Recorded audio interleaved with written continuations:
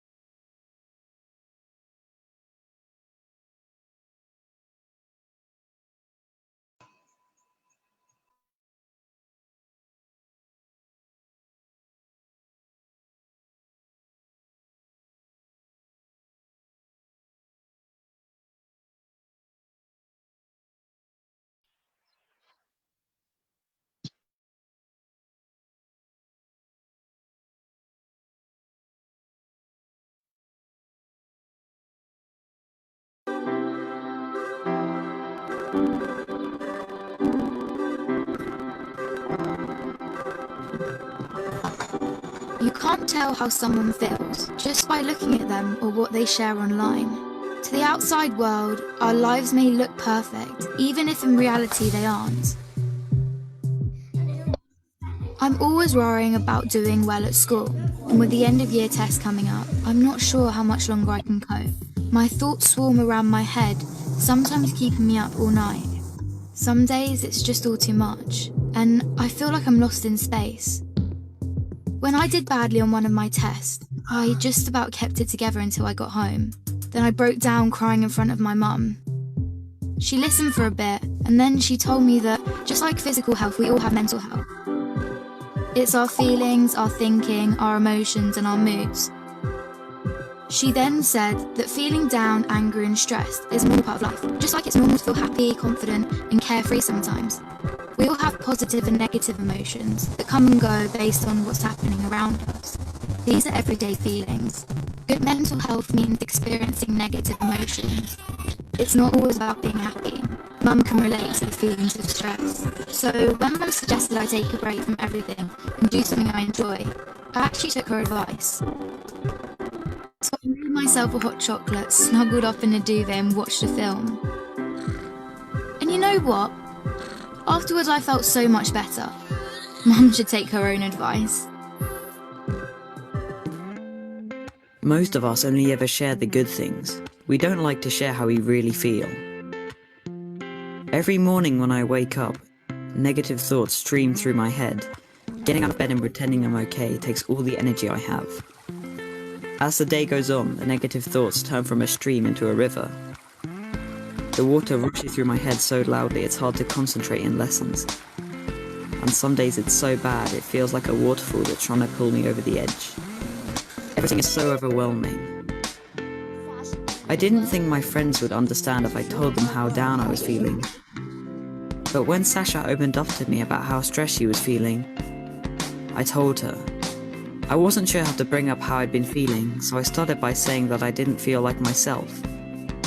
Just her listening made me feel like she understood. She told me some things that had helped her, so I tried them too, but it didn't make much of a difference. Even when I tried to be around my friends, I felt alone. The things I used to enjoy weren't fun anymore. I was really worried about Andre and not sure what to do. He was quiet and wasn't hanging out with us like he used to. So I asked our head of year for some advice. He suggested I get Andre to speak to him since his negative feelings weren't going away. I didn't want to speak to our head of year, but I also didn't want to keep feeling so down, so I went. He said that sometimes we have overwhelming feelings that can be more intense than our everyday feelings. These feelings hang around for a long time and change the way we feel, think and behave. They can stop us doing what we want to in life. That's what I was going through. He also said that if we're physically unwell, we let people know, we ask for help. It should be no different with mental health. Sometimes our overwhelming feelings are brought on because of things in our life. Sometimes they happen for no reason at all. After hearing this, I felt much less alone and it felt good to talk. Scientists have found exercise can help when you're feeling low, so our head of year encouraged me to sign up to the school football club, which Sasha was already in. I still have days when the river is there, but now I'm beginning to understand my mental health. I'm learning how to cope. Our head of year reminded me that my friends, family, teachers, and lots of others at school are there to help just as much as he is. I had no idea the people around me could be so understanding. And while it's not always easy to talk about my mental health, the person I'm talking to might be able to help. If you don't feel like talking, that's fine. You could try writing, sports, reading, art, music, playing with your pet, whatever makes you feel better. If you're the person someone talks to when they're struggling, just listen with no pressure or judgments. You don't have to have the answer. If you feel unsure about anything, you can speak to a trusted adult. Talking about mental health doesn't have to be difficult. After all, it's something we all have.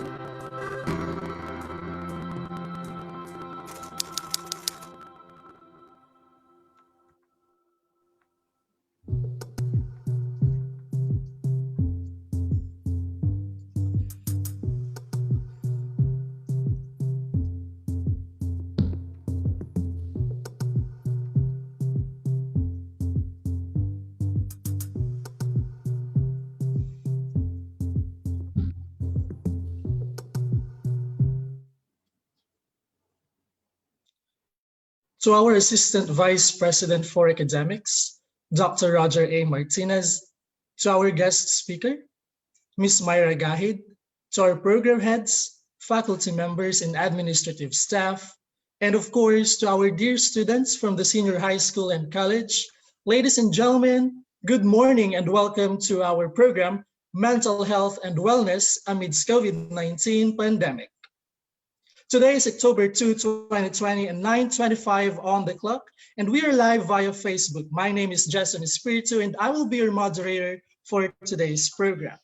To begin with, let us feel the presence of the Lord through an audiovisual presentation to be followed by the WCC hymn.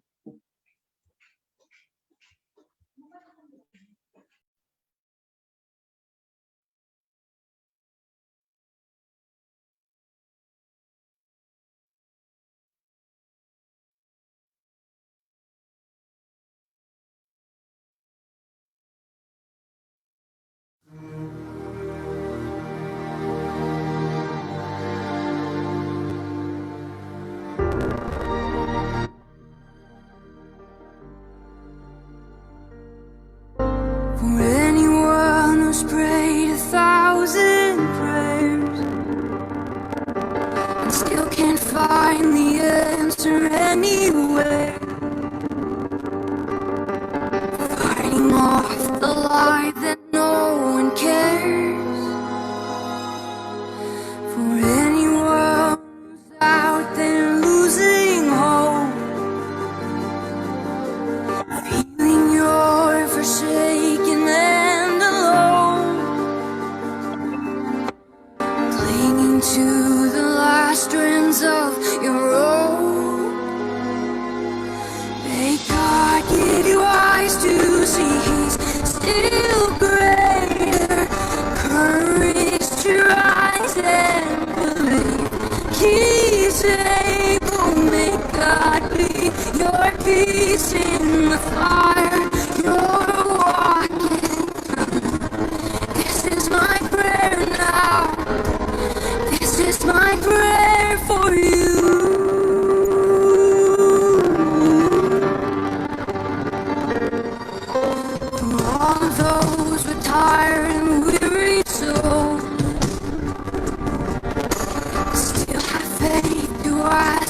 miracles,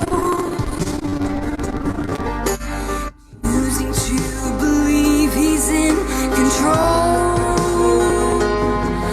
May God give you eyes to see He's still great, courage to rise and believe He's able. May God be your peace in the fire you're walking through.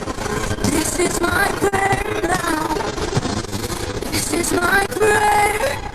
May your eyes be ever on the Lord, your helper. May you find your refuge in the Lord, your shelter. May you find Him closer than a brother all your days, all of your days. May your eyes be ever on the Lord, your helper. May you find your refuge in the Lord, your shelter. May you find Him closer than a brother all your days, all of your days. May God give you eyes to see still greater, courage to rise and believe He's able. May God be your peace in the fire you're walking through. This is my prayer now. This is my prayer for you.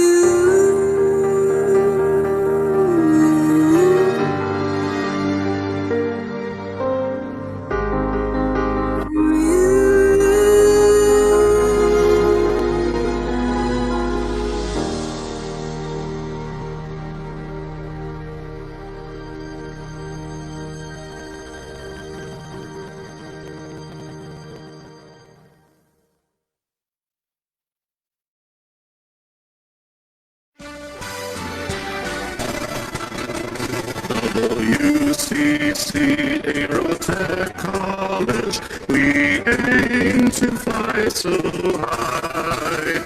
We lead our people to progress on the lofty wings of flight. Committed to build our nation with excellence in aviation, with integrity and compassion, and God our shining light. WCC Aerotech College, we hold your name up high. We set our eyes to the heavens on the lofty wings of flight. We will seek to fulfill our vision, never losing sight of our mission, bringing honor and pride to our nation, with God a shining light. We will seek to fulfill our vision, never losing sight of our mission, bringing honor and pride to our nation, with God a shining light.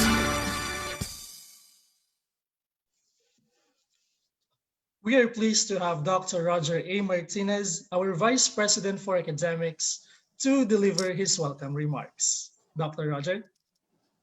Yeah, thank you very much, Sir Giston. Our guest speaker, Ma'am Myra Gahid. Ma'am, good morning. Thank you very much po for accepting our invitation as our guest speaker for today's webinar.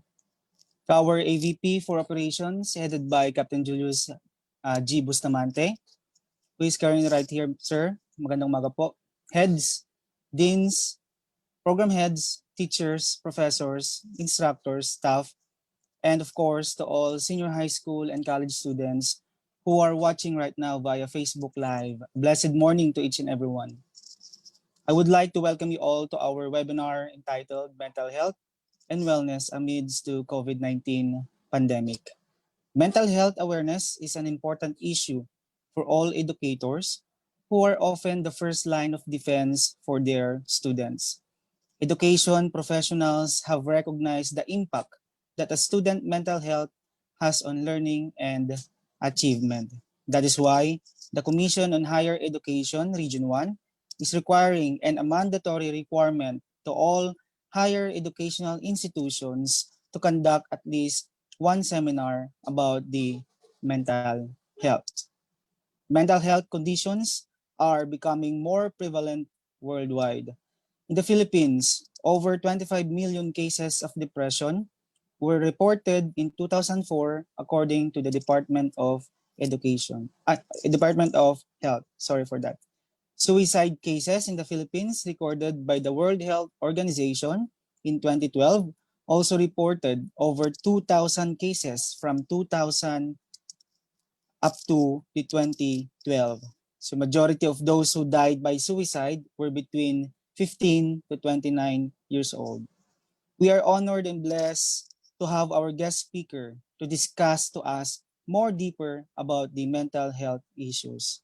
I hope that you can learn something new to our speaker. Before we start, we are so sorry to have to tell you that Professor Reynaldo Yago passed away this morning. Kilala po siya bilang isang magaling na profesor, isang mabuting kaibigan, katrabaho, ama ng buong WCC educational system. Let us put ourselves into silence.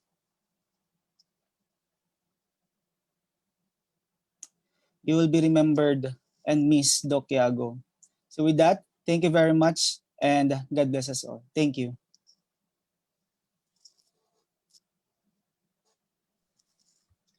Thank you so much, Dr. Roger A. Martinez, for that warm welcome. And also, we will be praying for the soul of Dr. Yago. To our students, if you have questions about today's topic, feel free to comment them on the comment section below, and the speaker will be answering your questions after she presents or speaks. So take note that we will only entertain questions that are related to our topic. At this juncture, ladies and gentlemen, may we have Ms. Gloria B. Lakay, our Head of Guidance and Counseling, to introduce to us our guest speaker for today's program. Ms. Gloria. Good morning, everyone. It's nice to see and hear again our favorite heads, department heads, the administrators, the faculty, and of course, the students. Welcome back.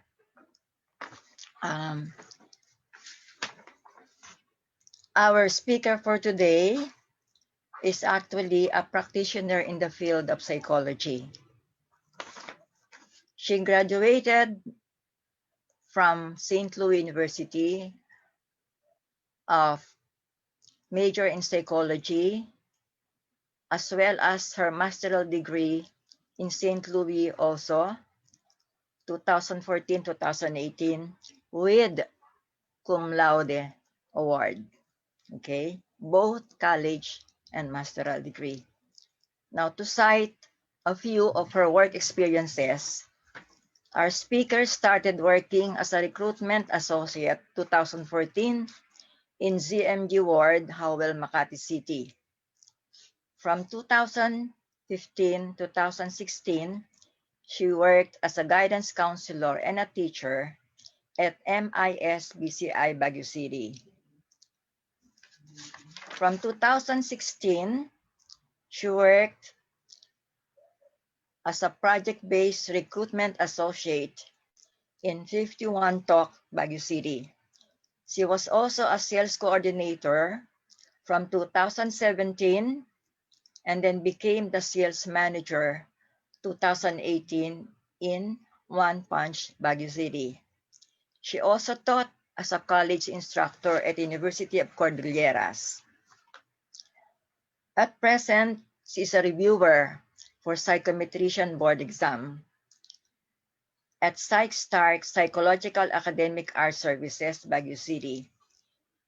She worked also as a part-time psychologist at the same company and now part-time instructor at King's College of the Philippines, La Trinidad, Benguet.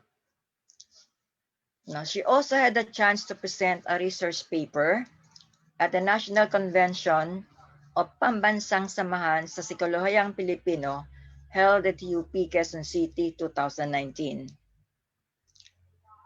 Now, with pleasure, I'd like to present to you our guest speaker to talk on mental health and its issues, a registered psychologist and psychometrician, and member of the Psychological Association of the Philippines.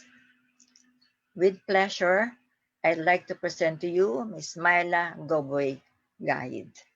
Let's give her a round of applause. Good morning, everyone. Thank you for that generous introduction, Ma'am Glo. I didn't expect my work experience to be detailed as Okay ayun lang. po. So maraming salamat po sa pag-imbita sa akin bilang inyong speaker ngayong araw na to. So thank you, Ma'am Gloria, for that wonderful Welcome. introduction. So ayan, kahit na medyo kinakabahan po tayo dahil narinig ko pa na 1,000 plus sa ating possible audience. It's the biggest audience I would have worked with in terms of webinars. So I'm excited for the question and answer later. So may I begin with my presentation? Yes po. Okay po. So for this presentation, I would be discussing a lot about mental health, and I requested actually for Miss Leah and the team to have significant time allotted for question and answer, because I know that this topic is not new, but it's interesting for most, and it also covers a lot of people in relation to the current situation. So if ever, I would be much grateful for everybody to be patient in regards to my background. So there are dogs barking. Those are the neighbors' dogs. So alam niyo naman po, alam nila pag may nag-webinar kaya sila tumatahol. So ayan, this day we will discuss mental health awareness amidst COVID-19. As mentioned, I am Myra Gahid. I am a registered psychometrician and also a registered psychologist. So just to give a background on the profession or the psychology field in terms of career, so registered psychometricians are graduates of bachelor's degree in psychology. So they take their board exams after graduating college, and they are, in terms of work, they are focused on test construction, in conducting and interpreting psychological tests, okay, some of them, and they are assistants or helpers of psychologists in terms of the practice. So for psychologists, we are therapists. We are focused on talk therapy, providing counseling, providing what they call this, psychological services to our clients. And one common misconception about psychologists is that we give prescriptions for medications. So psychologists do not give prescriptions because we are not medical doctors.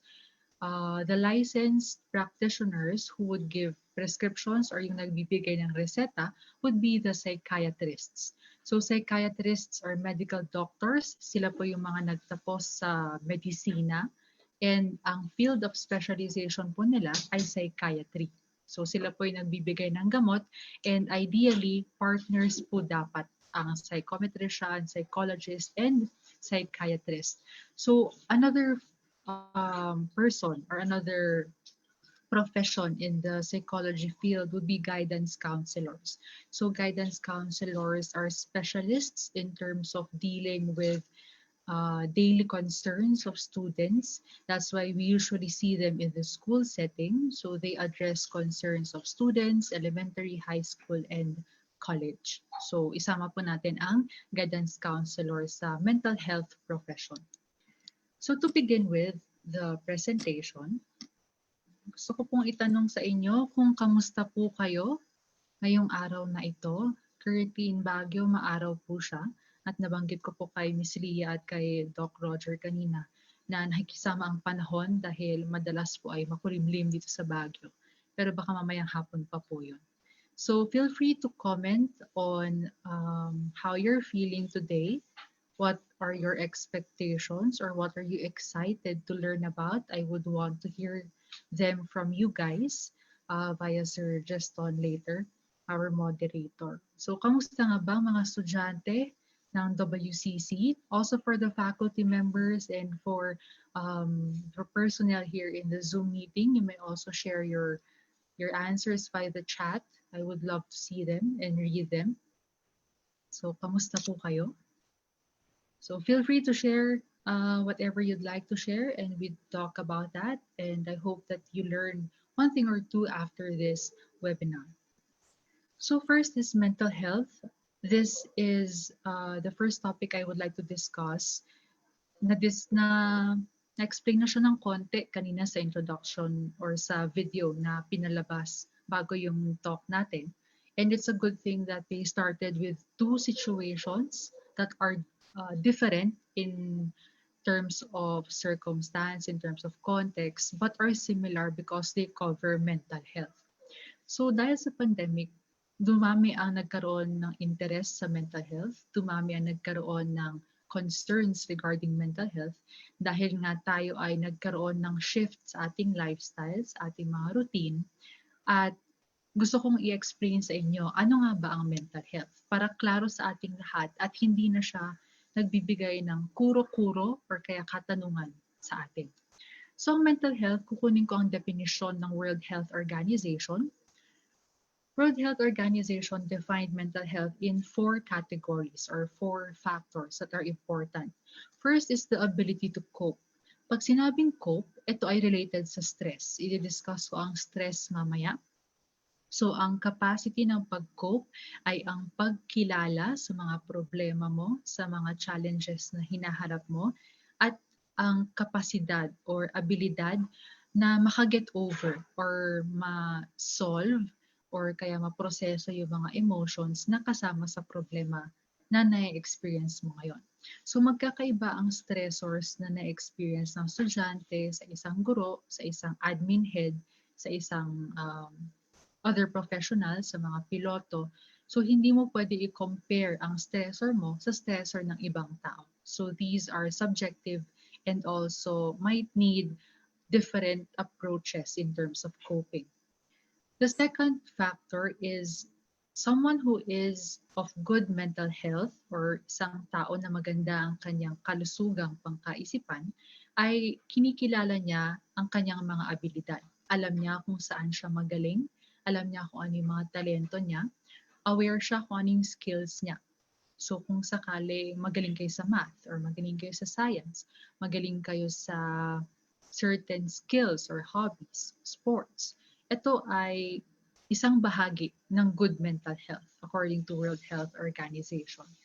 Kapag pinagsama ang coping at saka ang knowledge or understanding na ikaw ay isang unique na tao na may talent, skills, potential, essentially, kaya mo maging productive sa kung saan ka man naroroon.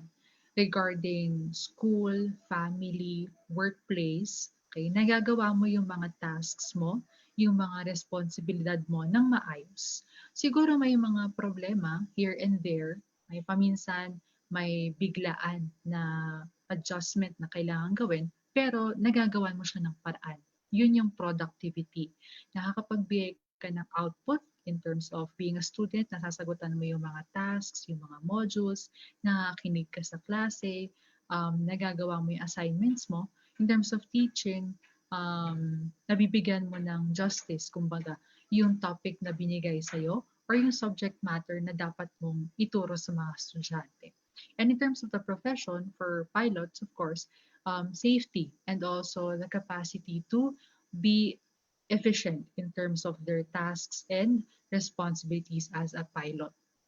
So kapag ikaw ay nagiging productive, ikaw ay nakaka-contribute sa society. Ang contribute would be nabibigyan mo ng importansya, nabibigyan mo ng priority kung ano yung mga dapat bigyang priority. So kung ikaw ay estudyante, nakakapagbigay ka ng magandang output, ibig sabihin nakaka-contribute ka sa standing ng school, nakaka-contribute ka sa magandang evaluation ng guro, sa magandang evaluation ng ikaw mismo dahil nakikita mo siya sa grades mo. So sa profession naman, nakikita mo siya sa KPI or sa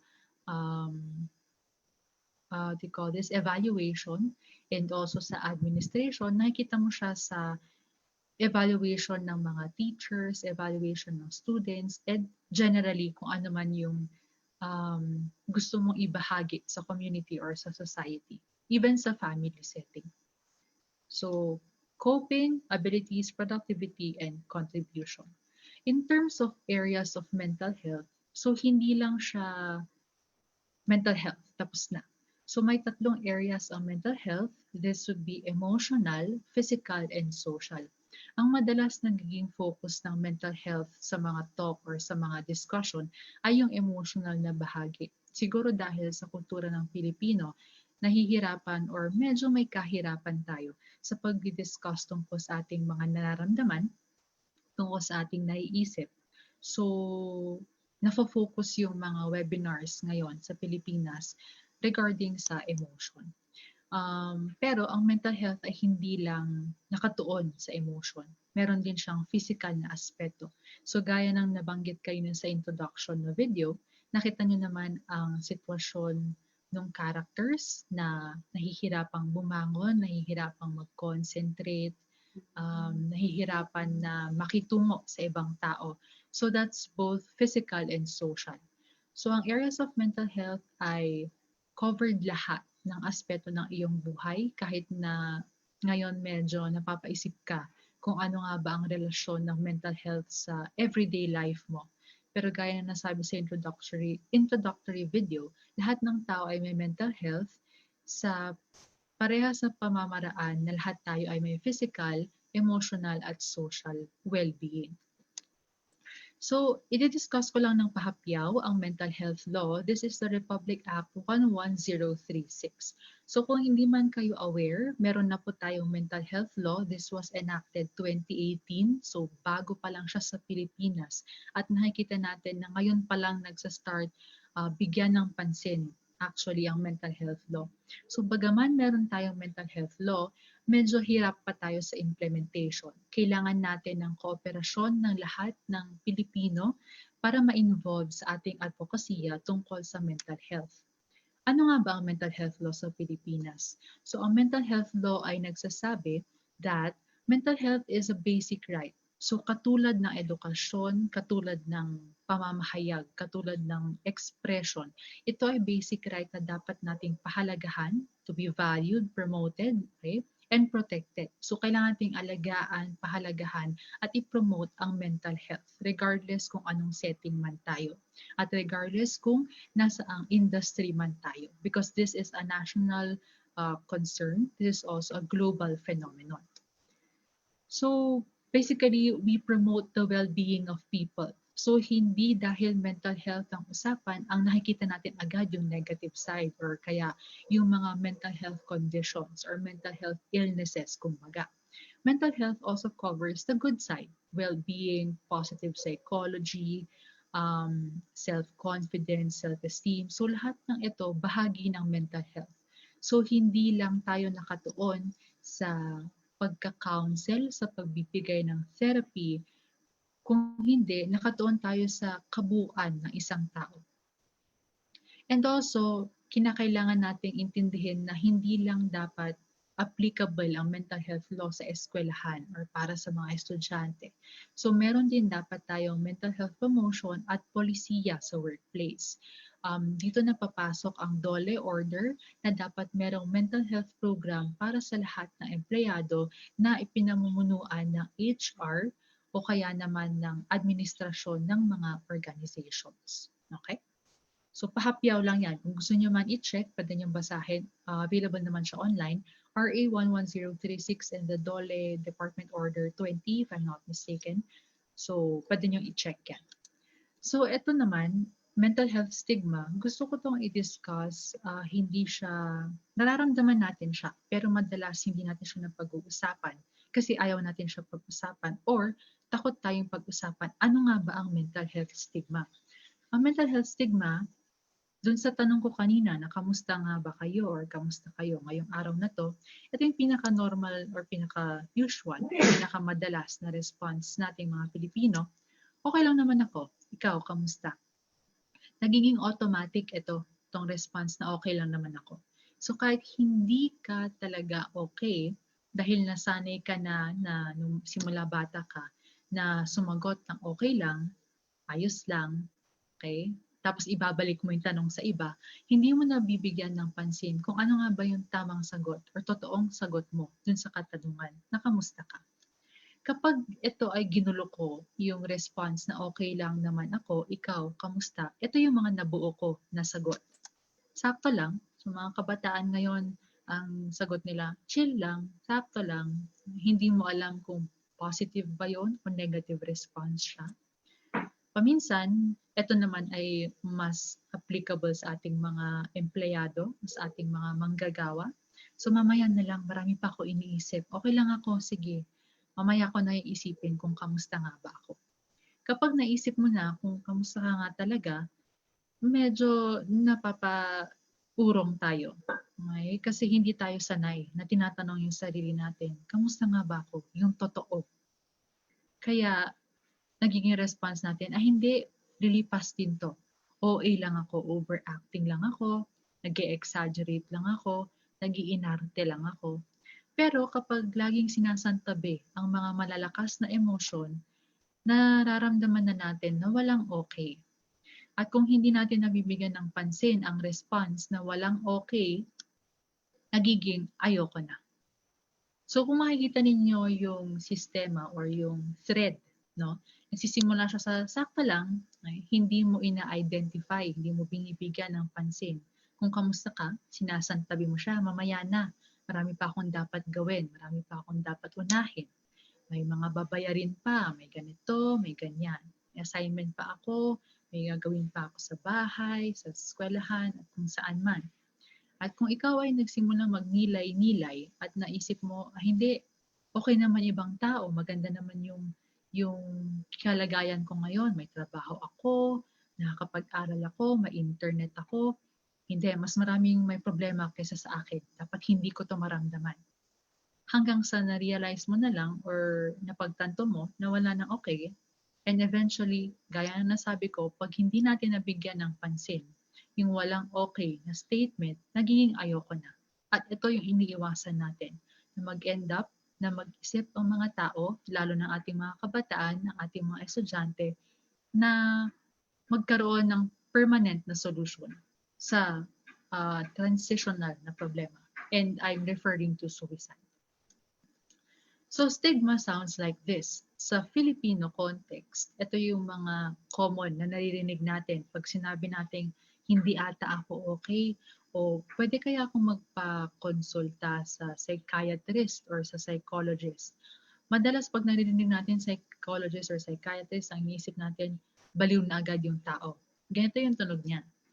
Nag-iinarte ka lang, wala ka naman dapat ikalungkot. Tignan mo, maganda yung asawa mo, gwapo yung asawa mo, may bahay ka naman, may pera ka. Sa mga estudyante, kompleto naman pamilya mo, nakukuha mo naman yung gusto mo. May internet ka, nakakapag-aral ka, wala kang dapat kalungkot. So stigma ang tawag doon. Pangalawa, kulang ka lang sa dasal. Hindi ka kasi naniniwala sa Diyos. Wala ka kasing Diyos. Okay? Gusto ko lang i-point out dito na hindi sa tinatanggal ko yung aspeto ng religion o ng relihiyon, ng paniniwala sa Diyos o ng kung sino man yung tinatawag mo na mas malaki sa pagiging tao natin. Pero hindi siya magandang atake, hindi siya magandang response sa mga taong gustong humingi ng tulong. Okay? So i-explain ko yan during my webinar or during the discussion. Minsan, ganito lang din ang tunog ng stigma. Marami pang mas malalang problema kaysa sa'yo, tapos ikaw nag-iinarte ka. Ikaw ang babaw ng problema mo. Maraming hindi nakakain, maraming nawalan ng trabaho, marami hindi nakakapag-aral, tapos ikaw, yan lang problema mo. Stigma ang tawag doon. Susunod, ang hina mo naman, kunyari, ang problema mo, hindi ka makagawa ng assignments. Ako nga, ganito. So, nagkakaroon ng comparison. Kinukumpara mo yung sitwasyon mo sa dapat mong pinapakinggan. So, stigma din po ang tawag dyan. No? Hindi natin naiiwasan kapag hindi tayo familiar sa mental health stigma na ganito yung response natin. Instead of, or imbes na makinig tayo sa ibang tao, nauunahan na tayo ang nagkikwento. So, dahil madalas sa Pilipino, palitan ng usapan ang mga diskusyon. Hindi tayo sanay na nakikinig lang para lang makinig. At iyon ang magiging discussion natin sa araw na to. At pinaka-common, nasa isip mo lang yan. Nasa isip mo lang yan, pigil mo yan. Okay? Merong mga pamilya o mga magulang na ganito ang nagiging diskusyon kasi takot sila na pag-usapan ang mental health. Pero sana after this webinar or pagkatapos itong webinar na to, matulungan niyo ako sa pagkwento, sa pagbahagi sa mga kasama niyo sa bahay or sa inyong community na malakas pa rin ang mental health stigma sa Pilipinas at kailangan natin itong tanggalin para matulungan natin ang buo, ang ating kabataan at ang ating kapwa Pilipino sa paglaban sa stigma. Ito pa pala, anong sasabihin ng ibang tao? Ito ay unique sa mga Pilipino at unique sa collectivistic na kultura. Nauuna ang ating pagbigay pansin sa kung anong sasabihin ng iba kumpara sa nararamdaman nating kapamilya, kaibigan, kapatid, at kung anumang network ang meron kayo. So anong sasabihin ng ibang tao? Anong sasabihin ng kapitbahay natin? At kapag lahat ng ito pinagsama-sama, imagine niyo kung naramdaman niyo yan, okay? Gusto niyo mag-express ang nararamdaman niyo at narinig niyo lahat ng yan, essentially hindi na lang kayo magkikwento. Dahil iisipin niyo, oo nga, ang daming tao nagsasabi sa akin na mali yung nasa isip ko. So walang makakaintindi sa akin. Tatahimik na lang ako. So ito po ang natudulot ng stigma. So itong framework na nagawa ko tungkol sa stigma, ang stigma ay misinformation. Misinformation dahil open access tayo sa internet. Marami tayong nakikita. Paminsan hindi credible o hindi ka panipaniwala, hindi totoo. Pero naniniwala tayo kasi yun ang nakikita natin. Yun ang sikat, kumbaga. Yun ang trending. So, i-example ko lang yung naging sikat na psychological test, online psychological test na DAS or Depression, Anxiety, and Stress Scale, kung saan ang mga kabataan ay nagsipost ng kanilang results at naisip nila na sila ay may depression nang dahil lang sa scale na yon or sa pagsagot ng test na yon. So sa amin bilang mga professional sa field ng psychology, hindi po pwede mag-self-diagnose. So kailangan nyo pong mag-approach ng mental health professional bago maniwala sa mga online test na ganito. Pangalawa ay lack of information. So katulad ng, or ihahalin tulad ko rin siya sa example ko kanina, kulang tayo sa impormasyon, kaya ang paniniwala natin, ito lang. Na-stuck tayo sa isang box, na-stuck tayo sa isang pamamaraan sa kung paano nga ba pagbigyan tuon ang mental health. So minsan namamana ito, so ayaw pag-usapan ng mga lolo, ng mga lola, ayaw rin pag-usapan ng mga magulang. Pero mga anak, mas accessible sa kanilang internet, marami silang nalalaman, pero hindi siya nako-confirm dahil hindi na pag-uusapan. At dahil kulang sa impormasyon, mali ang impormasyon, meron tayong lack of awareness at openness. At kung lahat ng ito pinagsama-sama, magdudulot ito sa fear, takot, at pag-iiwas na pag-usapan ng mental health. Kaya sana sa pag-discuss natin ngayong araw na ito, magkaroon tayo ng kahit ikwento natin sa isang kaibigan, sa isang kapamilya, kapatid, kasama sa ating social circle. Kung ano man yung natutunan natin ngayon, malaking bagay na po yun. Dahil magkakaroon tayo ng ripple effect. Kung sino yung napagkwentuhan nyo ng totoong diskusyon, ng facts, ng totoong impormasyon, maikikwento niya rin sa ibang tao. At ganun po natin pwedeng ipalaganap ang mental health awareness. So kung merong stigma, merong automatic na judgment. Gaya nga po na nasabi kanina, meron tayong perception na ang mga lumalapit sa amin, mga psikologista at mga psychiatrist ay baliw agad. So na-judge sila agad na ay may topak yan or may tililing yan or kung ano man gusto nyo itawag sa kanila. Sana po after this webinar, maging conscious tayo na huwag gamitin yung mga ganong salita kapag meron tayong kilala or narinig, nabasa na nag-seek ng help. At dahil nabibigyan natin sila ng discrimination. So hindi man natin napapansin madalas, wala po kasing muka ang depression gaya na nabanggit ni Coach Jason dun sa naunang video. No? Walang muka ang depression kaya hindi natin siya napapansin. Hindi katulad ng physical disabilities. Pero ang mental illness, hindi natin madalas nakikita. Dahil kung ano man yung pinapakita natin sa labas or sa ibang tao, hindi siya automatic na ganun din sa loob or sa kaisipan ng tao. At kapag ang stigma na to ay lumalim at hindi natin siya na-address, maaaring maging tahimik na lang ang person with mental health concerns at lalo nilang mararamdaman na sila ay nag-iisa at walang gustong makinig sa kanila. Kaya lalo silang lalayo sa atin, lalo natin silang hindi masasagip. So ito po ang nangyayari pag may stigma.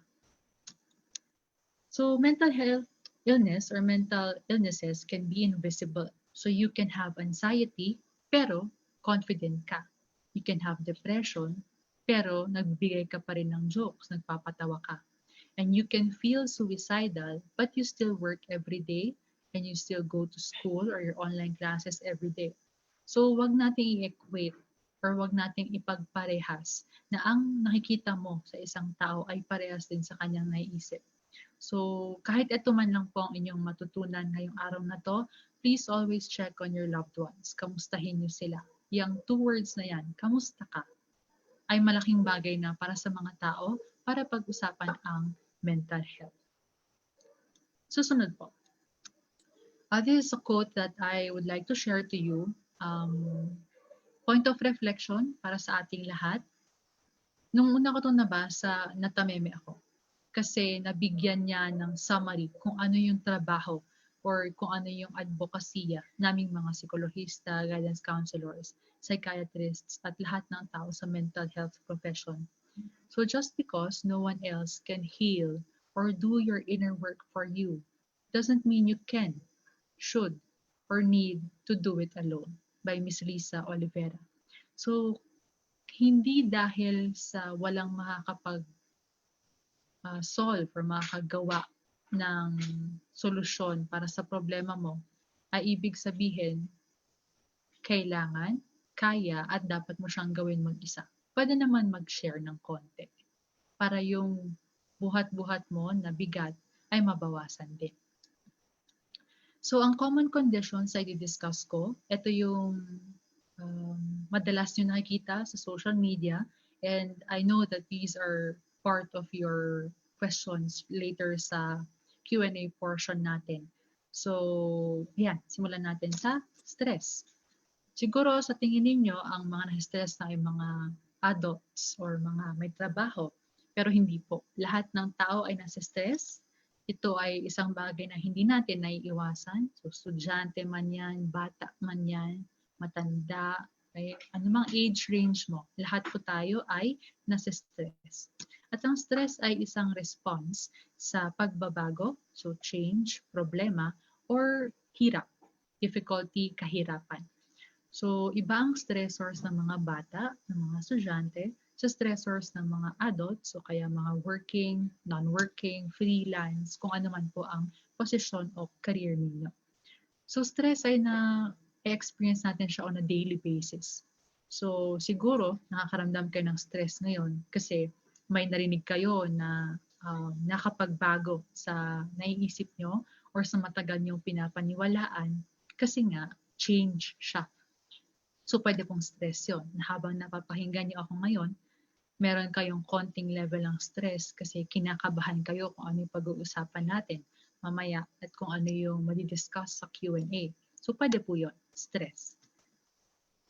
Dito po papasok ang importansya or kahalagahan ng coping strategies. Nabanggit kanina sa definition natin ng mental health ay ang abilidad or ang kapasidad na mag-cope or na ma-overcome ang mga problema, ang changes, ang difficulty na tayo ay makapag-adjust.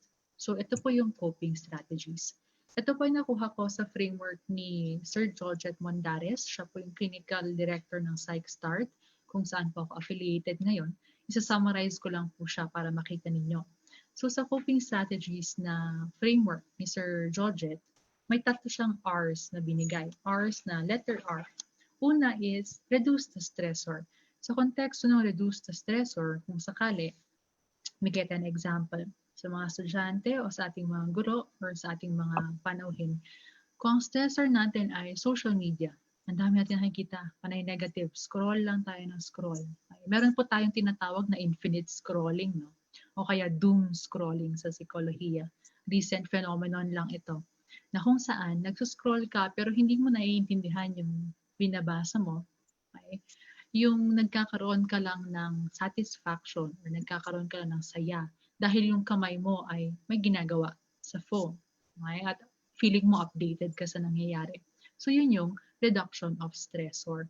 Kung alam mo na nasistress ka sa social media, kung alam mo na nasistress ka sa news, sa mga balita na panay negative para sa iyo, pwedeng bawasan yung oras na paggamit nito.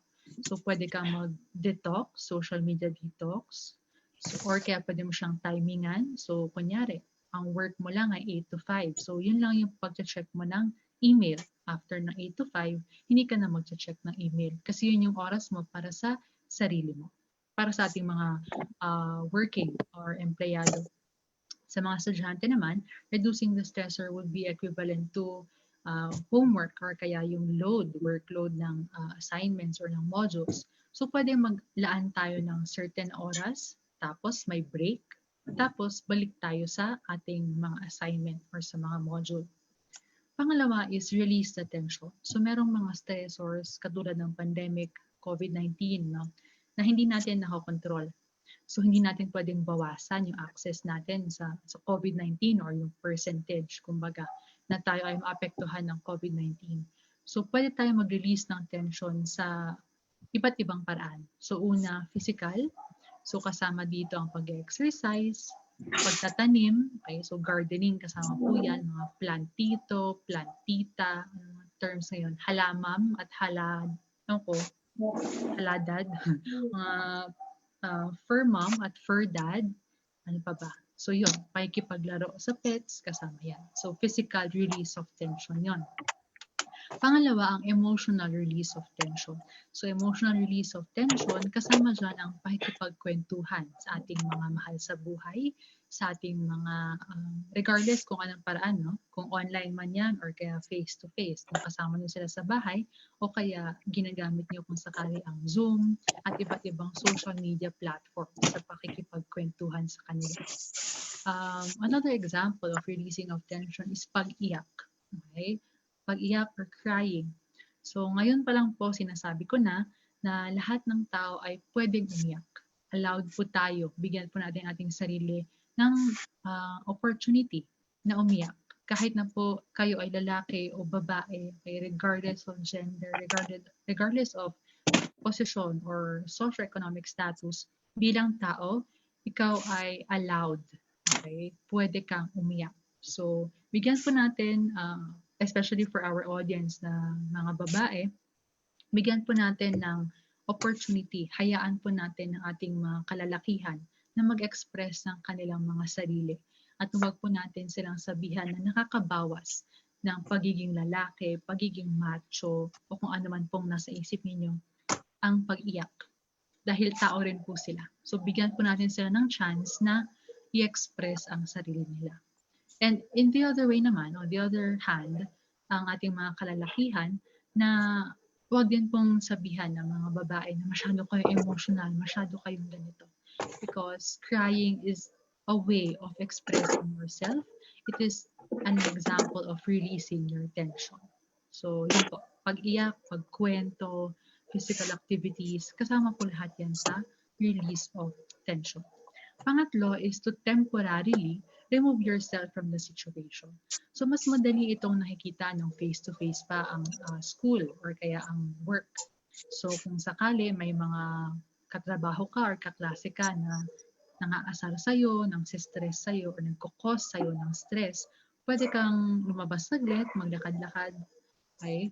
Para hindi mo muna sila makausap at baka may masabi ka na hindi mo naman talaga gustong sabihin o may magawa ka na hindi mo naman gustong gawin.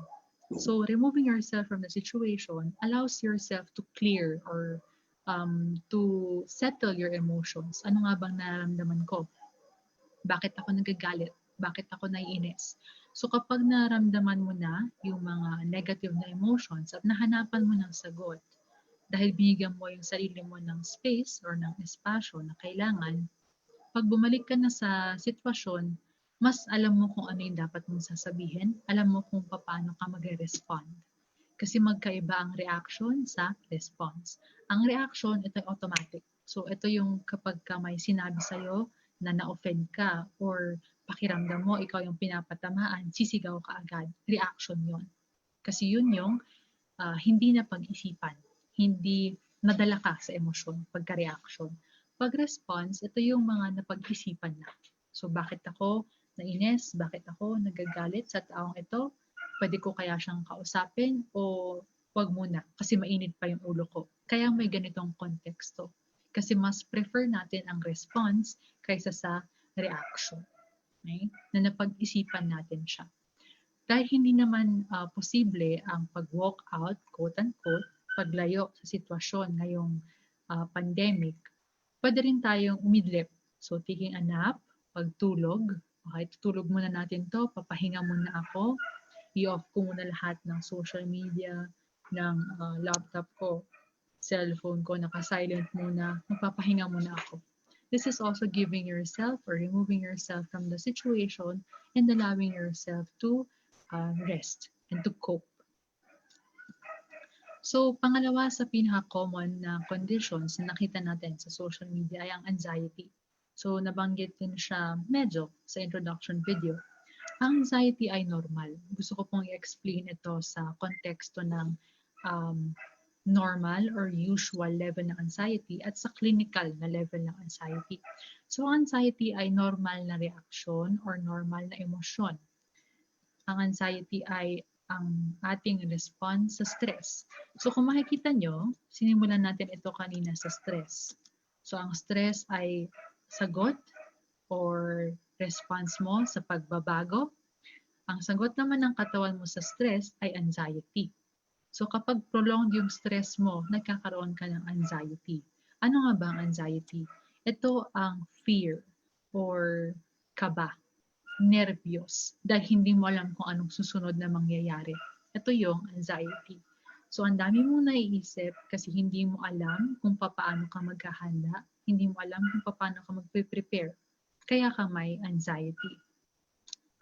So, just to check, no, or sa inyo, personal na lang na reflection, ito ang iba or ilan sa mga symptoms ng anxiety. Hindi naman sinasabi na kapag meron ka lahat ng yan ay may anxiety disorder ka na. Magkaiba po yun. Magkaiba ang anxiety sa anxiety disorder. Papasok po ang mga disorder kapag apektado na una ang mga relasyon ninyo sa ibang tao at pangalawa, ang daily functioning ninyo. So kung kayo po ay nakakaranas ng memory issues, overthinking, may avoidance, sweating, stomach issues, panic attack, okay? Lagi kayong humihingi ng assurance sa ibang tao, naubusan kayo ng pasensya, trouble concentrating, procrastination. Kunyari, deadline nyo ng report mamayang hapon, ngayong umaga nyo palang gagawin. So, procrastination po yun. Constant worrying. So, gaya na nasabi kanina, yung thoughts mo, hindi na natatapos. Hirap paghinga, headaches, rapid heartbeat, hindi makatulog. Pag siguro medyo kalahati tayo dyan at nakaka-apekto yan sa relationships nyo at sa daily functioning nyo, baka red flag na po yun para magkonsulta kayo sa psychologist or sa psychiatrist. Pero on a usual basis, kapag minsan nyo lang nararamdaman ito, depende kung may stressor na available Okay? Hindi naman po disorder yon. So kapag ito nararamdaman ninyo pag may stressor, pag na-stress kayo, usual po yon. Pero kung walang stressor at nararamdaman nyo po ang mga ito, ibig sabihin, baka kailangan nyo na po mag-seek ng help sa mga mental health professionals. Okay? So ulitin ko po yon para sa ating mga estudyante at mga empleyado po. Kapag nararamdaman nyo ang mga bagay na ito na nasa screen ninyo at alam ninyong nasa stress kayo, alam niyo na may stressor kayo, ibig sabihin, usual po yung response niyo, natural po yung response niyo. Pero kung walang stressor at nararamdaman niyo ang mga ito, baka panahon na po para mag-consult sa amin, mga psychologist or sa psychiatrist. Ito naman, pangatlo, sa mga common na mental health concerns na nakikita natin online, nakikita sa mga movies, okay? So, gustong-gusto ko yung picture na to. Nung nakita ko ito, perfect siya para ma-describe ang depression sa mga taong hindi nakakaalam kung ano ang pakiramdam, kung ano ang experience ng depression, pero gusto natin ipaintindi sa kanila. So, kung nakikita niyo po yung mouse ko, natin.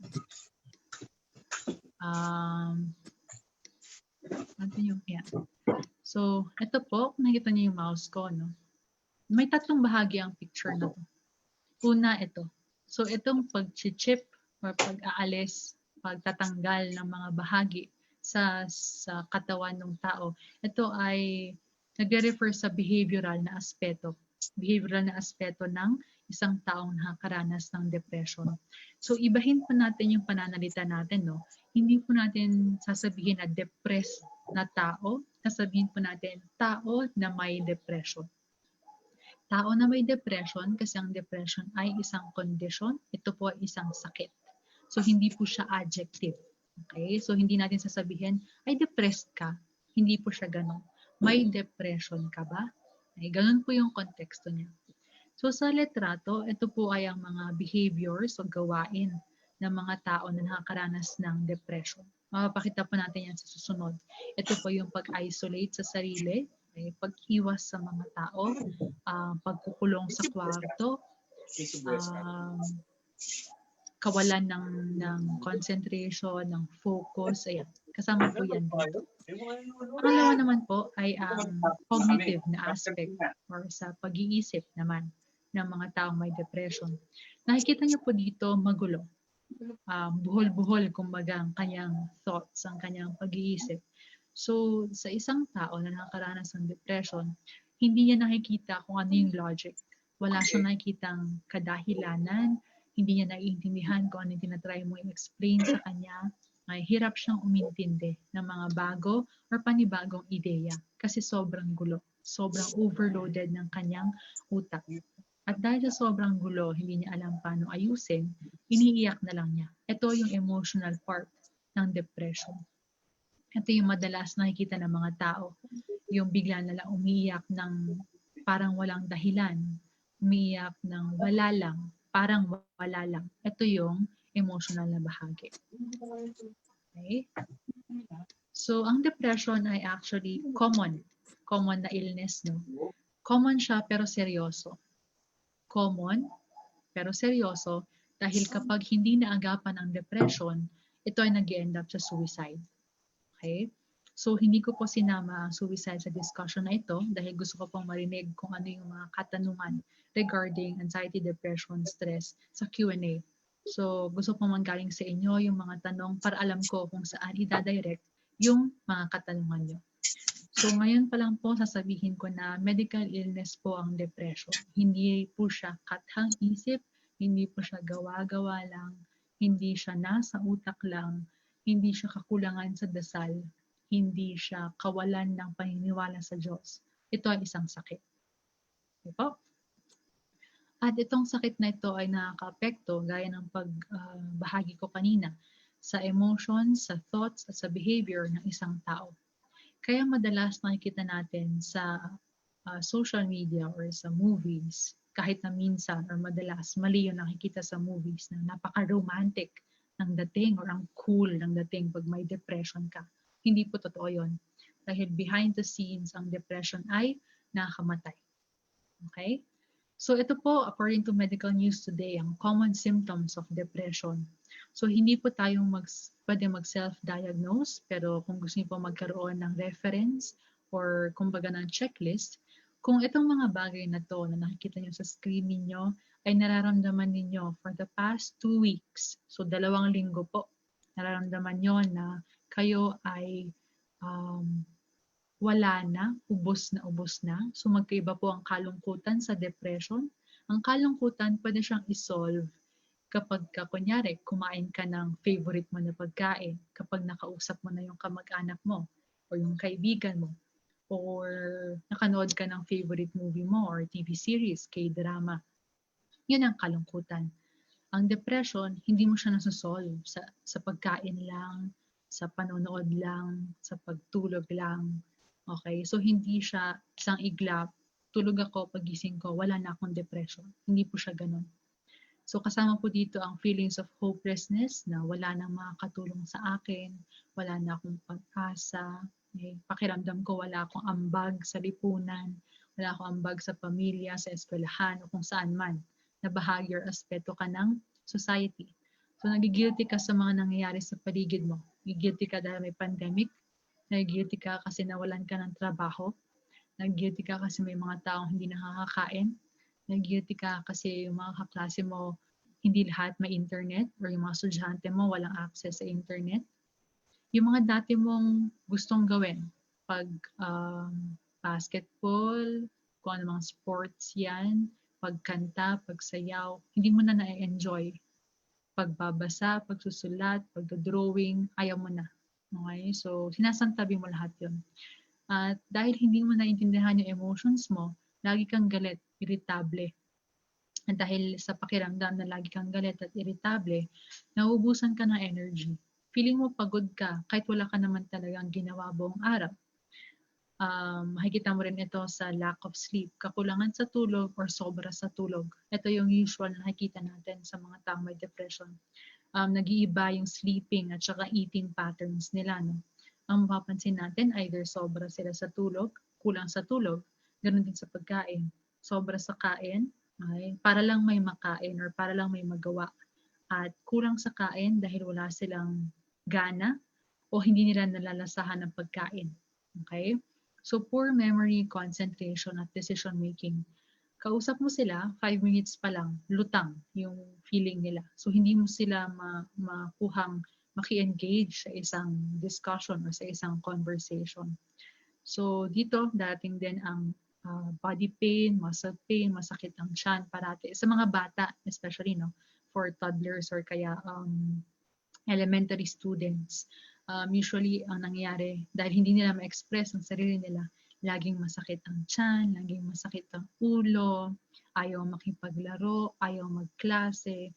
So it might be, although rare naman siya, hindi siya madalas na nangyayari, pero meron pong circumstances na ang mga bata ay nagkakaroon ng depression.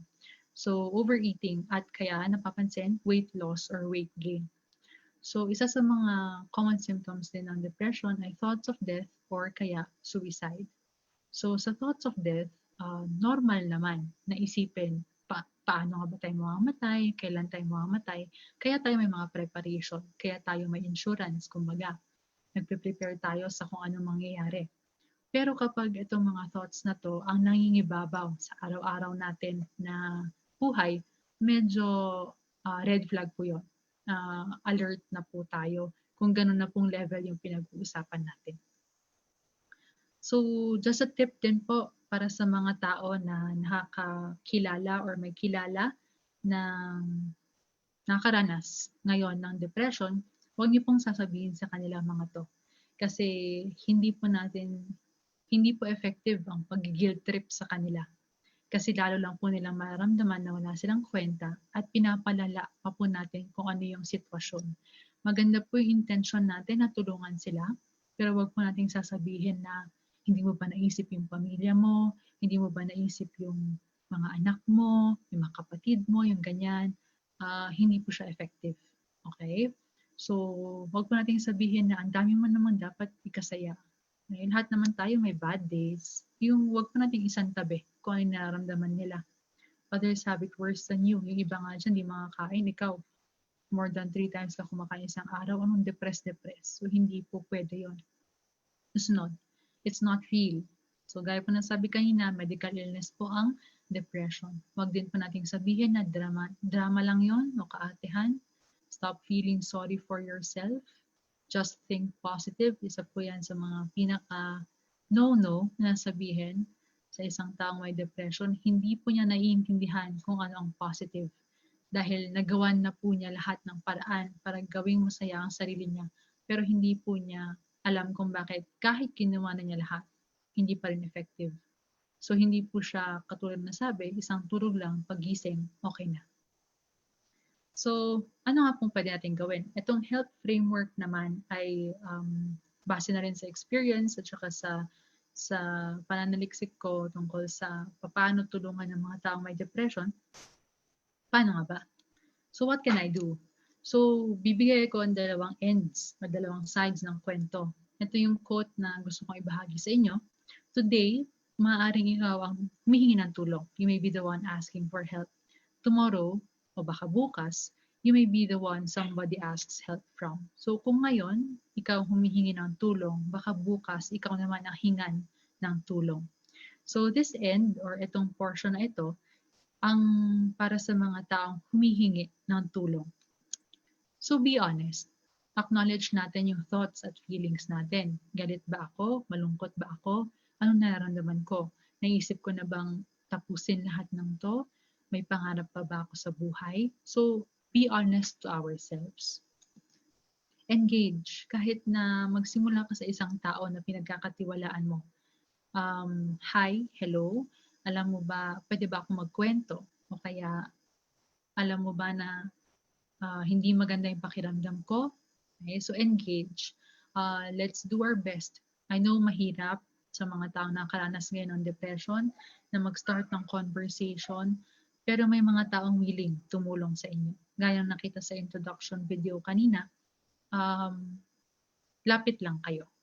At lalapitan din namin kayo. Makikita niyo yan sa next na slide ko. So look, obserbahan ninyo, tingnan ninyo kung ano yung mga pagbabago sa sarili nyo.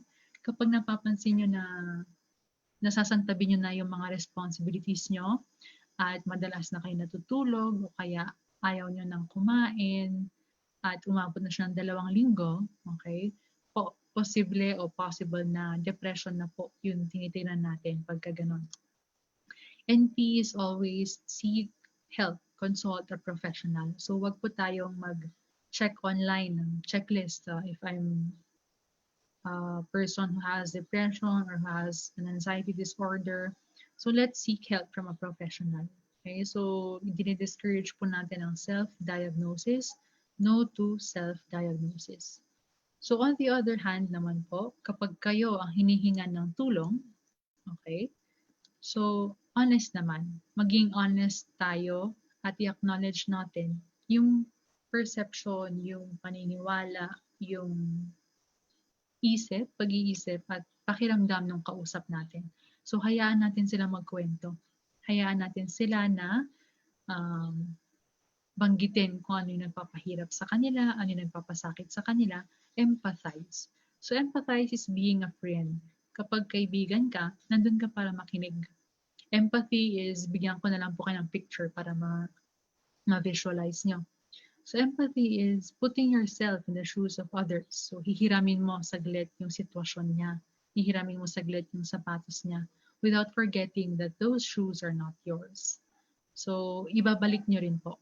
Dahil hindi lahat hindi natin responsibilidad na isolve ang problema ng ibang tao. Pero pwede tayong tumulong. So isa po yan sa mga nagiging sitwasyon ng mga helper, kumbaga, or nasa helping profession na ang gusto ay i-save lahat ng tao or tulungan lahat ng tao. So, pwede po tayong tumulong pero meron pong responsibility yung ating tinutulungan na gawin din yung parte niya.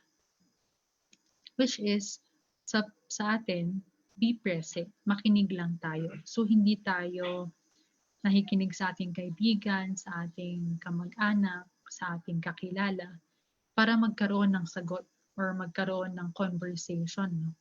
Paminsan, madalas actually, ang kailangan ng mga tao may mental health concerns ay ang mga taong hindi judgmental or hindi sila lalaitin, hindi sila i-discriminate, hindi sila pagsasabihan ng kung ano, kasi mabigat na yung nararamdaman nila. So wag nating pabigatin lalo kapag iba or iba yung dating kung sasabihin natin. And huli, kapag alam natin yung capacity natin. So kahit kaming mga professional, may mga cases o may mga kliyente na hindi kayang i-manage, magre-refer kami sa ibang professional bilang respeto sa kliyente at respeto sa amin. Dahil may mga bagay o may mga kaso na hindi namin kaya bilang isang professional at may mas expert tungkol doon. So kayo po bilang kaibigan, bilang kamag-anak, bilang magulang, mag-consult po tayo sa professional. Huwag po tayong matakot lumapit sa aming mga professional. Hindi po kami nangangain ng tao. So willing po kaming tumulong at willing po kaming magbigay ng tulong sa ibang tao. So sa prevention, so bago pa tayo magkaroon ng depression, bago pa tayo umabot sa suicide, no, kailangan alam natin ang prevention. So bilang panauhin sa ating webinar, practice mindfulness. Siguro naririnig nyo lagi yung mindfulness. Pasensya na po sa grammatical error or typo, yung pay attention to the present moment. So, ang sabi ko nga po, pag depressed or kapag may depression na nagaganap, masyadong focused yung tao sa past or sa nakaraan, sa kahapon. Kapag may anxiety disorder naman ng tao, masyadong nakafocus sa kung ano pang mangyayari sa future. Pero kapag ikaw ay nakafocus sa present moment, kung sakali ako, alam ko nagbibigay ako ng talk ngayon, alam ko na may nakikinig sa akin, alam ko na may tao, kahit isa lang sa ating audience na nakarelate sa kung ano man yung mga sinabi ko regarding anxiety, stress, depression. Okay? At yun yung present moment ko. That is mindfulness. So be present, pay attention to your present moment. Next is gratitude. Pag nagsimula na tayong magbilang, kung ano yung dapat nating ipagpasalamat or return kindness sa ibang tao. So kung tayo ay biniyayaan, magbigay rin tayo sa iba. Kasi nagkakaroon siya ng, as mentioned earlier, ripple effect. So pag thankful tayo sa isang bagay, lalo pa tayong binibigyan ng Diyos or ng universe or ng kung sino man po ang pinapaniwalaan ninyo, ng nature, ng mga biyaya para maging avenue tayo para tumulong sa ibang tao. And also, this is very important, nakakalimutan, okay? Especially for adults, no? Mga writers sa inyo, mga singers, dancers, artists, okay? Mga may hobbies, kahit na may pamilya po tayo, pamilya po kayo, at kahit na marami pa po kayong responsibilidad, huwag niyo pong kakalimutan ang panahon para sa sarili niyo. Bigyan niyo po ng oras yung mga hobbies niyo kasi yan po yung magbibigay sa inyo ng kasiyahan, magbibigay sa inyo na ay meron pa palang ako na hindi po tayo naubos. Kasi madalas ang nangyayari, inuuna natin ang ibang tao, nakakalimutan ang sarili. Sa kabilang dako, wag naman po yung masyadong sarili lang at hindi pinapansin yung ibang tao. And huli, maintain healthy relationships. Sa kontekstong healthy relationships, ito po yung mga connection natin sa mga tao, sa kapwa natin, na kung saan tayo ay natututo, kung saan tayo ay nag-grow bilang tao, yung potential natin, yung talents natin, na-express natin, hindi tayo nilalagay sa isang box, binibigyan tayo ng respeto, ng alaga, and also allow yourself to learn and to teach. So kung ngayon may natutunan po tayo, gaya na nasabi ko, ikwento niyo po kahit sa isang kaibigan, sa isang kamag-anak, okay na po yun sa akin. Dahil sa pagkikwento ninyo, napapanaganap natin ang pag-alis sa mental health stigma. So para po sa ating lahat, so ang self-care ay pwedeng ganito, paghingi ng tulong, me time, pag-una sa sarili, asking for what you need. May matuto po tayong humingi, matuto po tayong mag-request, humingi ng pabor. At matuto rin po tayo mag-set ng boundaries. Kung sinabi natin no, no po yun. Okay?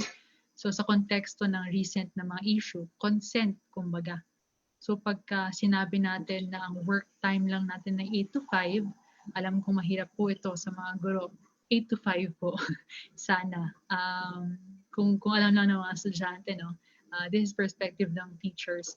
So kung lahat tayo nag-adjust sa online classes, kung pakiramdam nyo 24/7 kayong sumasagot ng modules, ganun din po ang inyong mga guro, gumagawa ng module, gumagawa ng report, compute ng grades, gumagawa ng videos, nagdi-research para sa mga topics. So mag-set tayo ng boundaries. Bigyan natin ang ating sarili ng pagmamahal at pag-aaruga. At dahil stay at home naman na tayo, yan, so huwag pa tayo masyado lumabas kung hindi naman kinakailangan. At patawarin natin ang ating mga sarili sa lahat ng ating mistakes in the past. Okay, nasa nakaraan na po yun. Gawin po natin siyang lesson at hindi mistake. At kung sakaling pakiramdam mo masyado na mabilis ang mga bagay-bagay, pwede ka namang magpahinga. Take a step back, take a deep breath, and continue. So yun po ang self-care. So kami po sa Psych Start, gaya po nabanggit kanina kay Ma'am Lia at kay Dr. Roger, willing po kaming tumulong. Meron po kaming free consultation every last Sunday of the month. Send po kayong message sa amin, although limited slots lang po siya. Kung gusto niyo po, kung interested kayo or kung curious kayo, ano bang nangyayari pag consultation, send lang po kayo ng message sa Facebook namin or you may contact us via mobile din. And set po tayo ng appointment. Kung hindi po kayang mag-antay ng last Sunday of the month, pwede rin po kayong avail ng paid na online services namin. So we are also offering chat, call, and video call. Depende sa kung ano yung preference ninyo bilang kliyente. Okay? And bilang gusto ko rin po mag-plug, I'm currently working on a passion project. So this is a group that I founded, which is called the 100% Attitude Project. And this is a volunteer group right now. And we are targeting to bridge mental health professionals, mga psychologists, mga psychiatrists, mga guidance counselors sa ating kapwa Pilipino. So sa amin po ngayon, ang aming mga beneficiaries ay ang youth ng indigenous group sa Cordillera. So ang partners po namin dito ay mga local businesses. So we would want to promote ang sariling atin ng mga produkto at ang proceeds po ng pagpopromote na makukuha namin ay ibabayad namin para sa consultation fees ng kabataan na nasa indigenous groups sa Cordillera. So gusto po namin mag-expand on a national scale, pero inuunti-unti po namin. Kung gusto niyo po maging partner kami sa inyong mga proyekto or mga business, kung may businessman po kayo, pwede niyo po kaming sendan ng message. Kung gusto niyo magpa-promote, palike at pa-share na rin po kung okay lang sa inyo ang aming Facebook, Twitter, Instagram, LinkedIn. Meron din po kami sa LinkedIn na page. And ayun, kung gusto niyo po mag-volunteer bilang bahagi ng inyong advocacy, pwede niyo rin po kaming samahan. And thank you for WCC for this opportunity to share about something I'm very passionate about. And if you have questions, clarifications, consultations, and projects, do contact me via email at myra.chi.kahid@gmail.com. And sana sa webinar na ito ay may na-convert po ako na from non-mental health advocate to mental health advocate. So maraming salamat po at dumako po tayo sa ating paboritong part ng programa, ang question and answer. So I give the floor back to Sir Juston. Thank you so much, Ms. Myra Gahid, for that wonderful presentation and talk about mental health. And we have learned a lot from your presentation. Now, we have read some questions coming from our students on the comment box. So I'll be reading some. All right, so we have a question here from Mr. Philip Masarap. Ma'am, is there any possible way to cope with mental illness alone? Siguro ang masasagot ko dyan is no man is an island. And sa konteksto ng pagko-cope, siguro sa common stressors pwede, no? Sa daily stressors natin pwede. Pero lahat kasi tayo may iba-ibang threshold. May mga problema na hindi natin kakayanin mag-isa, kaya kailangan natin ng tulong. At kung ang tulong na ito ay nabibigay ng pamilya, ng kaibigan, or ng mental health professional, mas gugustuhin natin yon. Pero kung sa katanungan na kaya ba natin mag-cope mag-isa sa mental health illness, kung illness na ang pinag-uusapan, ang sagot ko ay hindi. Pero kung kaya natin mag-cope sa daily stressors, kakayanin naman. Basta aralin natin na maigi kung ano yung mix and match ng coping strategies na applicable sa atin. Kasi kunyari, sa akin effective ang pagsusulat, effective ang pagtotalk.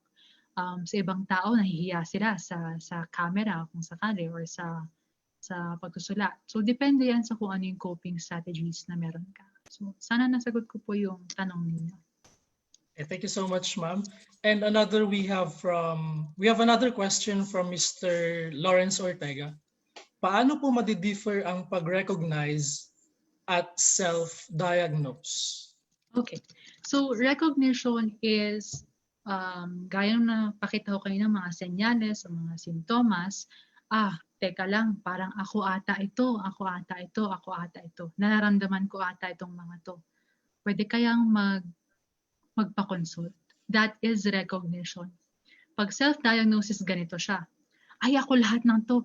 Depressed na ako. Ganun ang itsura niya. So, hindi ka pa humihingi ng professional na opinion na bigyan mo na ng label or ng diagnosis yung sarili mo. So, kung sakali, na-take mo yung DAS or yung Depression, Anxiety, and Stress Scale online, pinaniwalaan mo agad yung results na yon without seeking help from mental health professional, that is self-diagnosis. Pero recognition is, mataas yung level na nakuha ko dun sa depression scale. May ibig sabihin kaya ito? Itanong ko nga sa psychologist, itanong ko nga sa psychiatrist. So that is recognition. So I hope I answered your question. All right, thank you, ma'am. So Lau, Ma'am Myra have answered your question. Also, ma'am, we have another question coming from Micaela Mascarino.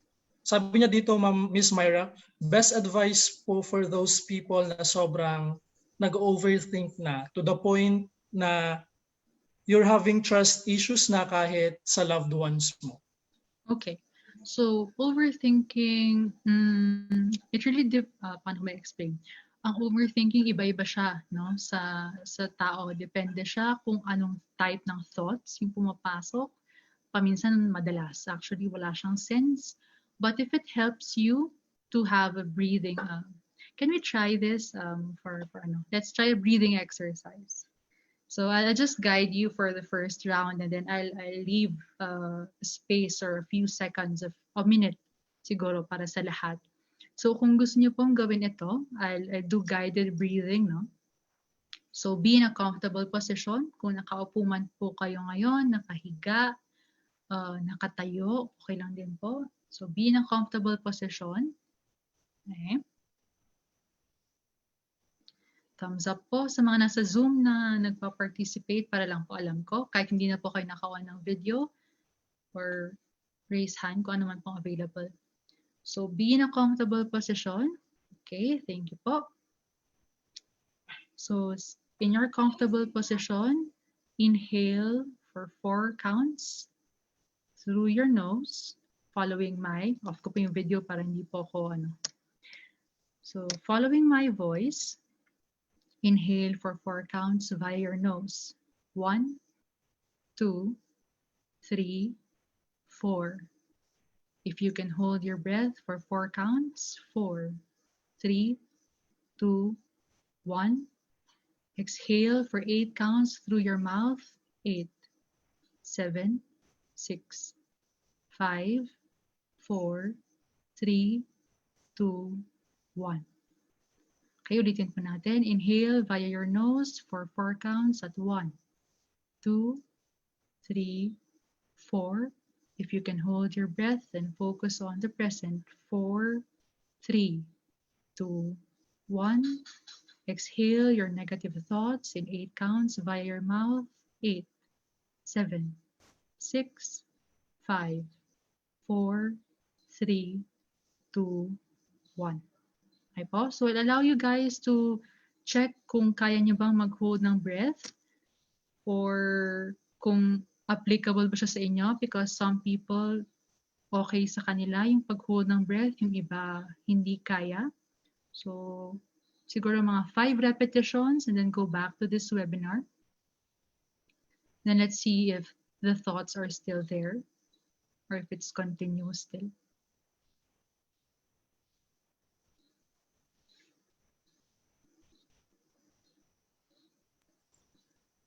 All right, thank you, ma'am. And I also tried the breathing exercise and somehow nakaka-relax siya, ma'am. Parang nakakawala ng tension, parang nakakawala ng negativity and stress. So for the breathing exercise, sabihin ko lang no, Sir Juston, Yes, you can do that once you start feeling like, pinagpapawisan na ako, kinakabahan na ako. Pag may ganun na agad, automatic. Resting position, comfortable position, it takes practice eh. It takes practice and also consciousness or mindfulness to do it. So hindi mo siya makukuha just after this webinar, ay okay na ako, perfect ko na yung breathing exercise. So it really depends. Basta ang target doon is longer yung exhale than yung inhale. So pwedeng 4, 8, pwedeng 5, 10, depende sa paghinga. Kasi we also consider those with asthma, those with other conditions na meron. So yun po. Thank you. So we should always practice that breathing exercise, ma'am. Yes. Yes, ma'am, we have another question from Josh Marcus. Sabi niya Hi, dito, ma'am, Josh. can I ask po, paano po nyo maa-assure na paano po nyo maa-assure na you are fully cured from depression? Okay.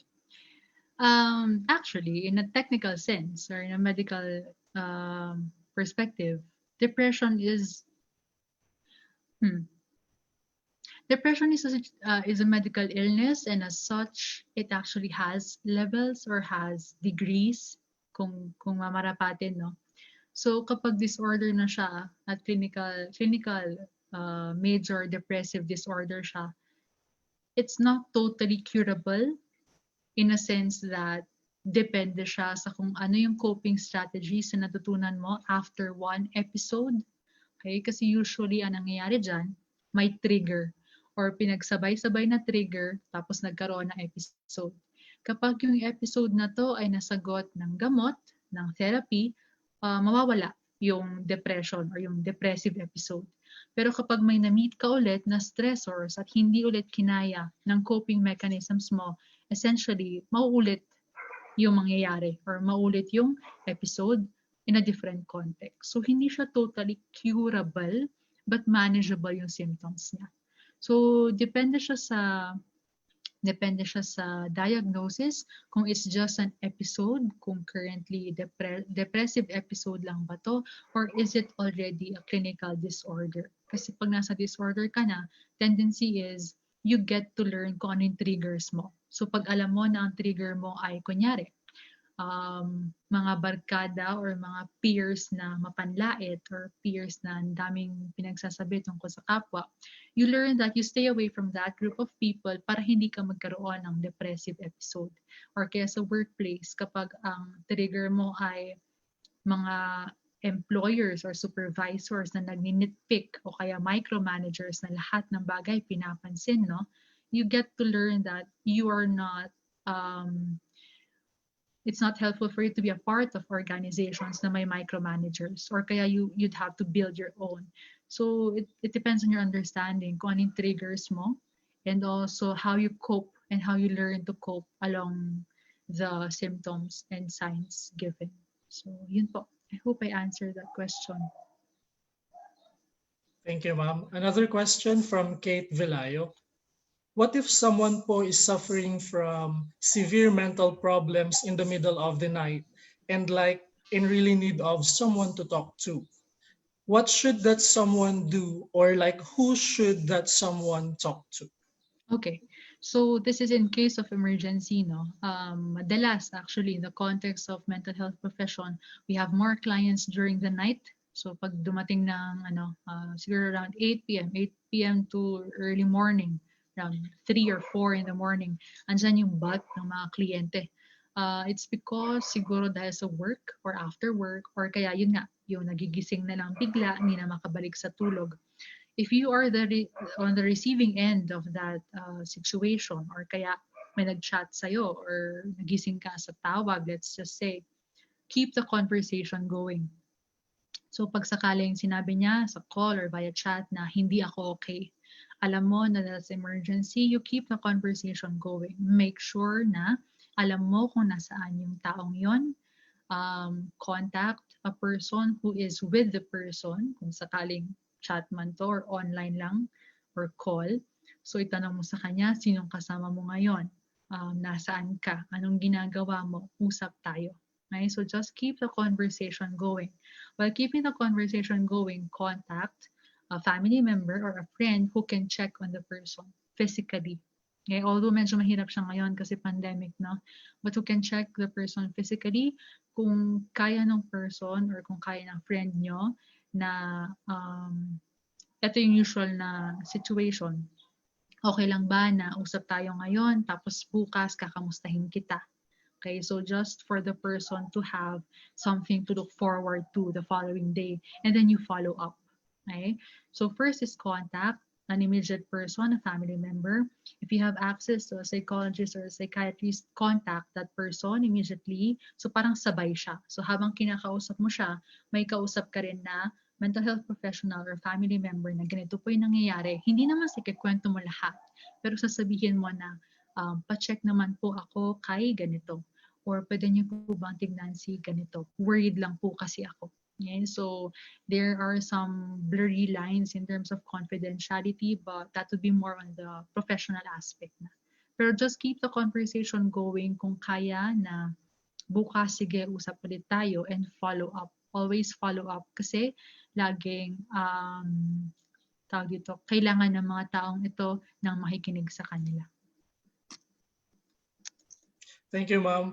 And this next question, ma'am, is very interesting. Sabi po Yes. dito, ma'am, do psychologists also experience anxiety and depression?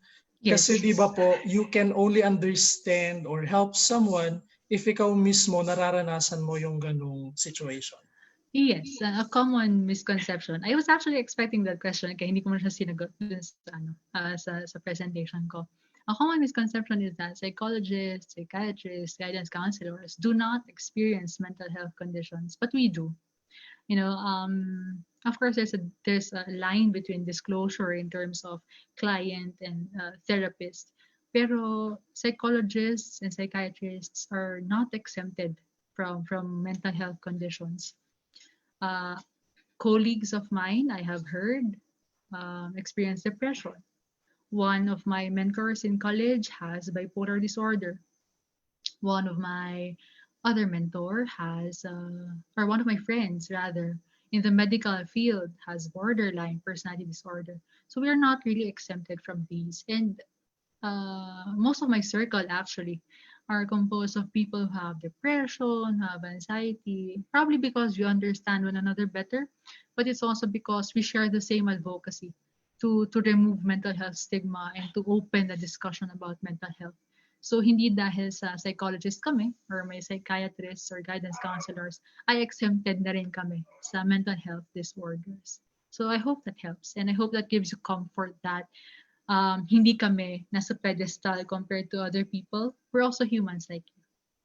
So, yeah. All right, so the same thing, right, ma'am? And we have another question from Mr. Oliero, Daniel Oliero. Ma'am, what if nagsabay po yung anxiety and depression? Ano po yung dapat gawin? Okay.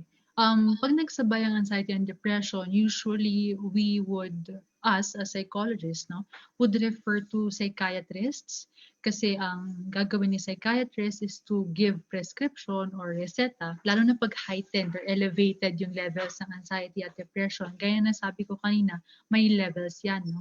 So mild, moderate, severe, tapos clinical or something. So kapag nasa extreme levels tayo, hindi namin magagawa yung trabaho namin bilang therapist kasi lahat ng kasabihin namin hindi magre-register. So kailangan stable muna yung emotions ni client, and therefore kailangan ng we refer them to psychiatrists for medication. And then kapag stable na yung emotions, pag ready nang makinig si client, pag ready na siyang mag-discuss ng kanyang concern, tsaka kami papasok bilang psychologist. So ang talagang ideal na setting, although I know it's difficult in terms of finances kasi syempre magkaibang consultation ito, would be a partnership or collaboration of a psychiatrist and a psychologist. So yun po. So it is important to consult a psychiatrist if the person is experiencing both, right, ma'am? Yes, at extreme levels, yes. Yes, ma'am. And another question from Martin Kimoden. What are the things I can do to relieve my anxiety attacks during or in the middle of the night and to improve better and regular sleep schedule? Okay, so for anxiety attacks during the night, I'll just clarify, no? Anxiety attacks and panic attacks are quite different in terms of terminology. Panic attack, ito yung biglaan. So example nito, naglalakad ka sa park or kaya nagluluto ka and then you suddenly feel like mamamatay ka na, you're going crazy, you start sweating, panic attack yon kasi wala siyang cause, biglaan siya nangyayari. Anxiety attack, on the other hand, has a reason. So kunyari, let's just say face-to-face yung school or setting, magpe-perform ka or magpe-present ka ng paper mo, magpe-present ka, magre-report ka, kumbaga. So you have stage fright and you suddenly feel like walang hangin, okay, pinagpapawisan ka, it's an anxiety attack. Kasi ang trigger mo is yung performance or yung fear mo of the stage. So it's quite different in terms of terminology. Pag nangyayari siya in the middle of the night, you have to inform someone about it sa bahay ninyo. So kung mag-isa ka naman, medyo mahirap ito. Pero we'll discuss first yung may kasama. So pag may kasama, inform mo siya kung ano yung nararamdaman mo. Okay? And make sure that there is always a glass of water, warm water. Aware kayo dun sa breathing technique, just like what we did earlier. Okay? And you have something that you can feel comfortable with. It may be a blanket, it may be a pillow, it might be any comfortable object. Stress ball, kung meron kayo, or kaya fidget cube. If you have a fidget cube, I have one beside me. So fidget cube or anything that makes you feel comfortable, just to make sure that you're in the present, you're at home, you're in a safe space, okay? If you're on the receiving end naman, assure the person that they are safe. So, for example, yung asawa mo, yung kapatid mo, anak mo is having a panic attack in the middle of the night. So, kalma ka rin dapat. Hindi ka mahahawaan, quote-unquote, or hindi ka magre-reflect ng emotion niya kasi mas tataas, no? So, assure them na, okay, so, for example, if it's me, no? Myra, you are in a safe position, you're in a safe place, you are with me, you are at home, okay? Ipakilala mo ulit siya. Reintroduce the person to the environment. Okay? Ibalik mo siya sa kung nasaan siya. Because sometimes panic attacks might be caused by nightmares. So, ibalik niyo siya. Okay? So, panaginip siya. Right now, kasama mo ako, katabi mo ako, ganyan. Pag mag-isa ka naman, contact a friend. So, contact a friend or a family member and you have your parang comfort box or comfort kit with you. So as mentioned, it might be a blanket, it might be your pet even, or you call your pet, snuggle with your pet or hug a pillow, drink, warm drink, and allow yourself to settle first before going back to sleep. Kasi mahirap yung nagpapanik attack kasi try mo siyang matulog or pilitin mo yung sarili mo na matulog. So, ayun. Hopefully that works. Yes, ma'am, and that was very helpful answer because a lot of our students, not only students, but regular people as well, right, ma'am? They also experience such things, and making yourself comfortable is somehow will make you feel relaxed. It will help you to have a better sleep. Tama, ma'am? Yes, ma'am. Another question is, do psychologists also experience, ay tapos na pala ito, ma'am. Another, ma'am. Sure. Is it okay to cry yourself at night with no proper reason? like heavy feelings are surrounding you and you don't or you can't do anything about it, is it still okay to keep problems to yourself or you need outside help already? As mentioned earlier, we have different stressors. Thank you for having the courage to actually say that you're crying at night. That's an example of a coping mechanism. If you're uncomfortable with sharing problems to other people, we respect your decision. We also, as mental health practitioners, give everybody the respect and the freedom to decide for themselves. But if you think that your problems are overtaking yung goals mo sa buhay, yung dreams mo, yung relationships mo with other people, it might be a sign for you to seek help. But if you're not yet ready, we respect that. Hindi namin kayo pipilitin because it is still your decision to seek help and it's a brave thing to do so. It takes a lot of courage, believe me. I have heard a lot of clients tell me that na, ma'am, ilang gabi ko pong pinag-isipan na magpa-console kasi ayaw po ng parents ko, ayaw po ng mga tao dito sa bahay, takot po ako, baka ma-judge ako, sabihin nila baliw ako. It takes a lot of courage and we respect your freedom and your decision making. So it's okay to keep your problems to yourself, but it's also okay to seek help. So I hope that gives justice to your question. Thank you, ma'am. And another question, yes, ma'am, another question. Paano po malalaman kung ang galit and irritability mo ay iba sa normal na nararamdaman kapag galit at irritability? Okay, so in our context, galit is actually just a tip of the iceberg. So galit is the automatic reaction kasi hindi nila naiintindihan kung ano yung reasons bakit sila galit. Usually ganun siya. So pag biglaan or pag outburst na siya, pag palagi, okay, na wala namang kadahilan na nagagalit siya, it might be a concern. But it might also be a call for help. Kasi may mga ibang tao na, gaya na nasabi natin sa kultura ng Pilipino, hindi kasi ako expressive, hindi kasi ako makwento, hindi kasi ako madaldal. So in essence, it might be a call for help kapag laging galit ng isang tao. But the normal or the usual level of anger would subside if the stressor is gone. For example, sinira nung aso yung chinelas ninyo or favorite na slippers mo. Nagalit ka. Okay? So, I don't know how you got mad. You maybe cried or something. And then you bought another pair of slippers. That's, I think, reasonable. Okay? Pero pag sinisipa mo yung aso na wala naman siyang ginagawa, hindi naman niya kinain yung chinelas, hindi naman siya tumatahol na nakakabulabog sa webinar or whatever, but you keep on hurting the dog, that might be a problem. So that's to give a concrete example. It really depends on the situation and the dynamics kung paano nangyayari yung galit. Kasi hindi ko pwedeng i-assume na kung ano yung normal na galit in terms of what I think right now is also normal for everybody. So it depends kung ano yung mangyayari sa consultation at saka sa therapy session. So, thank you, ma'am. Another question po. Normal lang po bang umiyak ng walang triggers? Like, ang bigat lang po ng pakiramdam mo without knowing the trigger. And from time to time po, nangyayari siya and hindi mo alam kung bakit. As humans, we feel a range of emotions and it's okay to cry. Gaya nga na nasabi ko kanina, whether you're male, you're female, okay? It's okay to cry.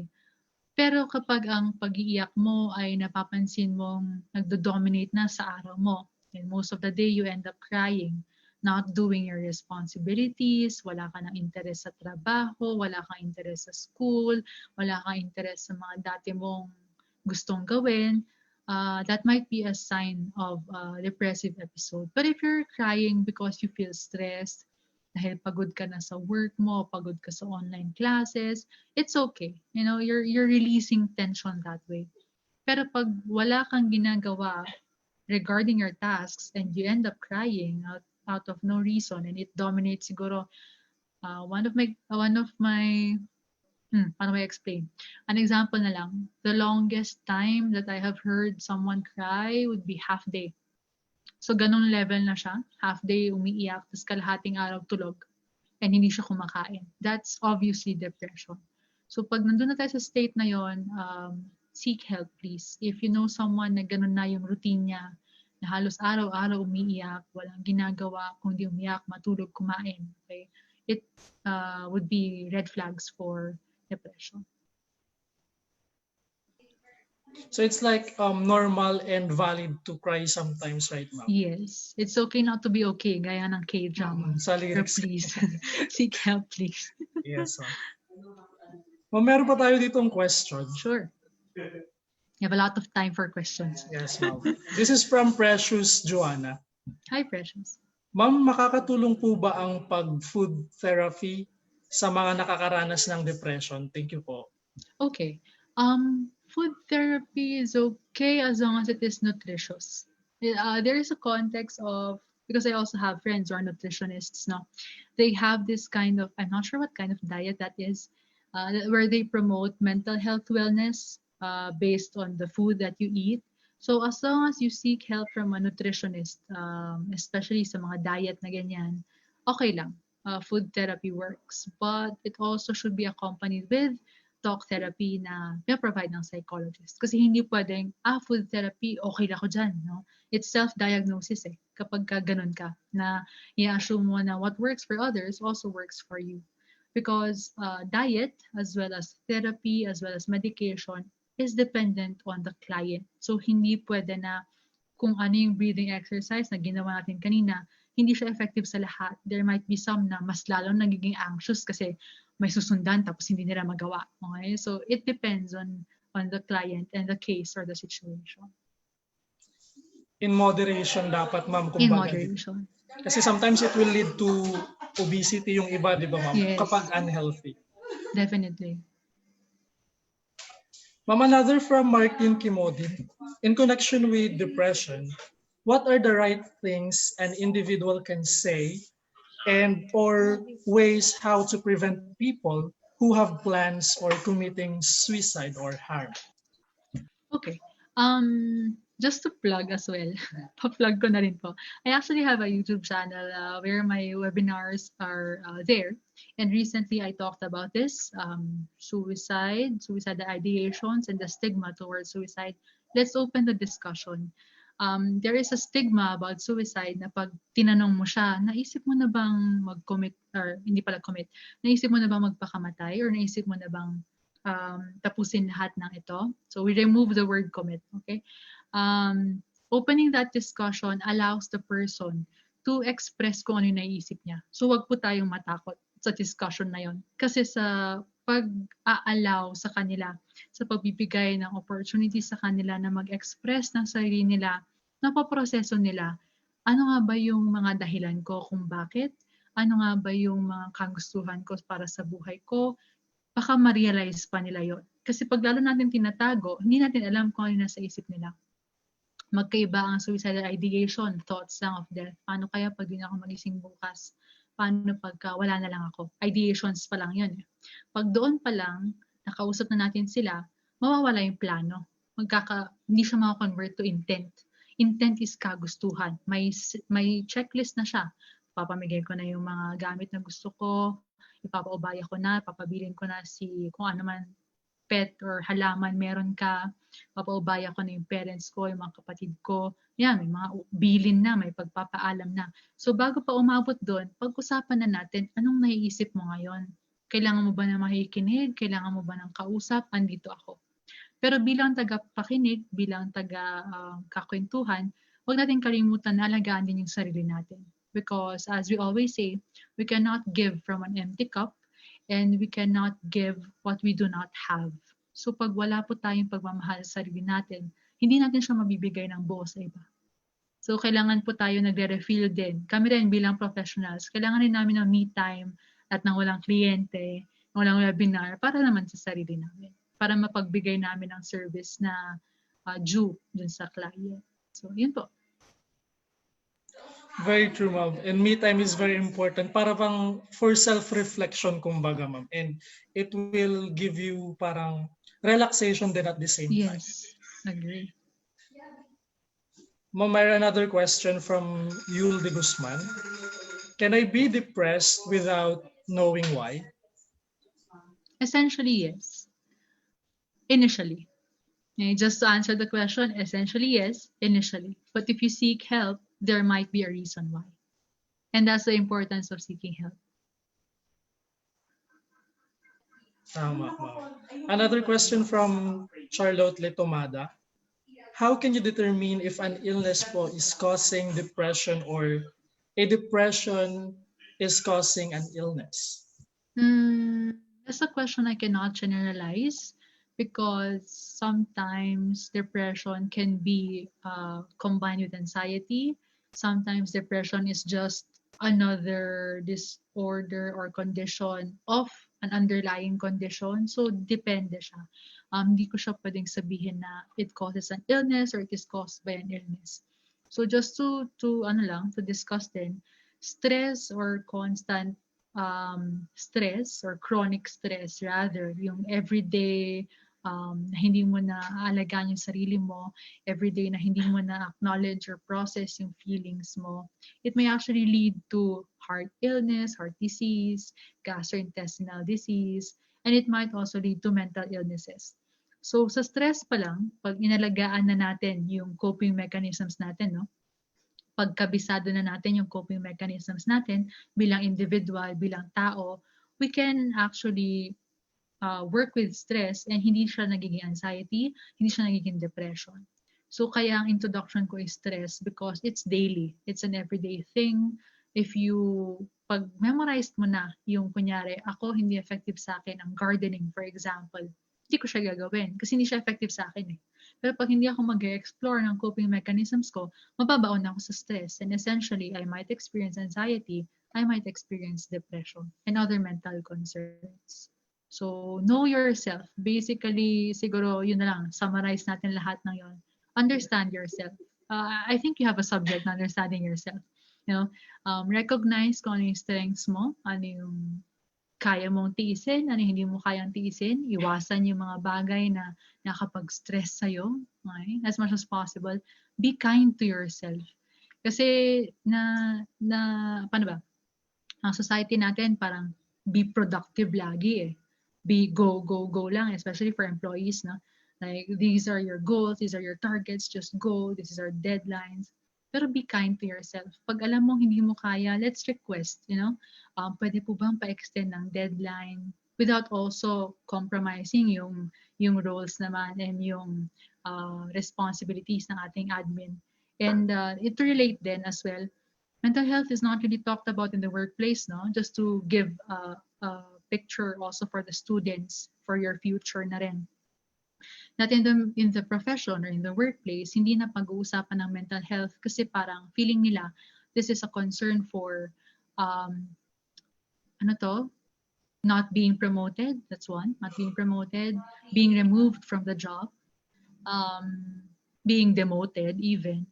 So hindi po dapat nagiging cause ng ganitong mga bagay, ng discrimination ng mental health concerns. I have heard a lot of stories in the workplace na nakita lang nila na may mental health concern yung tao, hindi na siya pasok sa application process. That's discrimination po. So under DOLE, that includes discrimination. Wag nating ibigay yung ganong experience sa ating mga estudyante. So sa ating mga employees, sa ating mga workforce, no, let's be kind to ourselves and be kind to our colleagues kasi hindi natin alam kung ano pinagdadaanan nila. And we are the role models of these students na if we talk about mental health, in the classroom or among ourselves, we're also giving the students a chance to openly talk about it. And essentially, we are removing the mental health stigma. So, yun po. Thank you, ma'am, for answering that question. We have another question from Kyra Gale. Sabi niya dito, ma'am, natural lang po ba ang magkaroon ng suicidal thoughts? Yes, suicidal thoughts are natural. They are, as humans, you know, we have limited time in this physical world. as tao, diba? Our ending is, although hindi natin alam, it's normal for us to think about sino kayang pupunta sa lamay, ano ba? Gusto ko ng pink na kabaong, mga ganyan. Kaya nga tayo may life insurance, may St. Peter's, may whatever insurance you have there.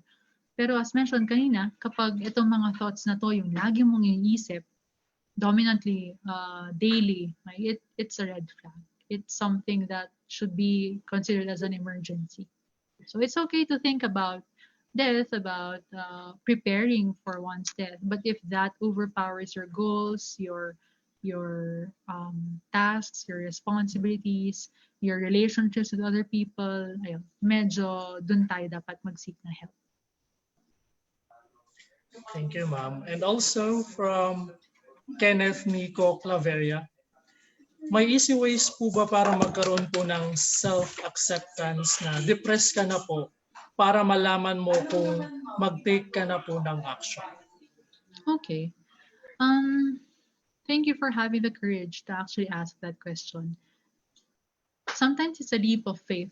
It's a leap of faith na kahit na wala ko understanding kung ano mangyayari sa consultation, kahit wala ko understanding kung ano mangyayari sa therapy, but I want to do this for myself, that's already acknowledgement and acceptance. Because there are some things that you cannot explain. Gaya na nasabi ko kanina, there are some things that you can learn, there are some things that you can teach, but how can you teach it pag hindi mo naman siya natutunan? So acceptance is something that is subjective and it is a process. Hindi siya overnight after this webinar, ay tanggap ko na yung sarili ko. It might take years, it might take, weeks, months, even a lifetime to actually learn about yourself. Your teachers are not exempted from that. We are not exempted from that. And acceptance depends on your experience. So hindi ko sasabihin na yung level mo na acceptance ay at par sa level ng acceptance ng adults, the same way that your teacher's acceptance is at par with your levels or your student levels of acceptance. So subjective siya, and it starts with asking the question, kamusta ako? Begin with that, kamusta ako? And you ask yourself every day.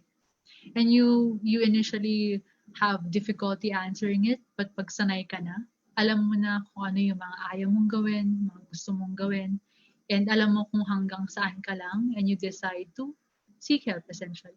So, kamusta ako? Kamusta ako ngayon? Yeah. Reflection.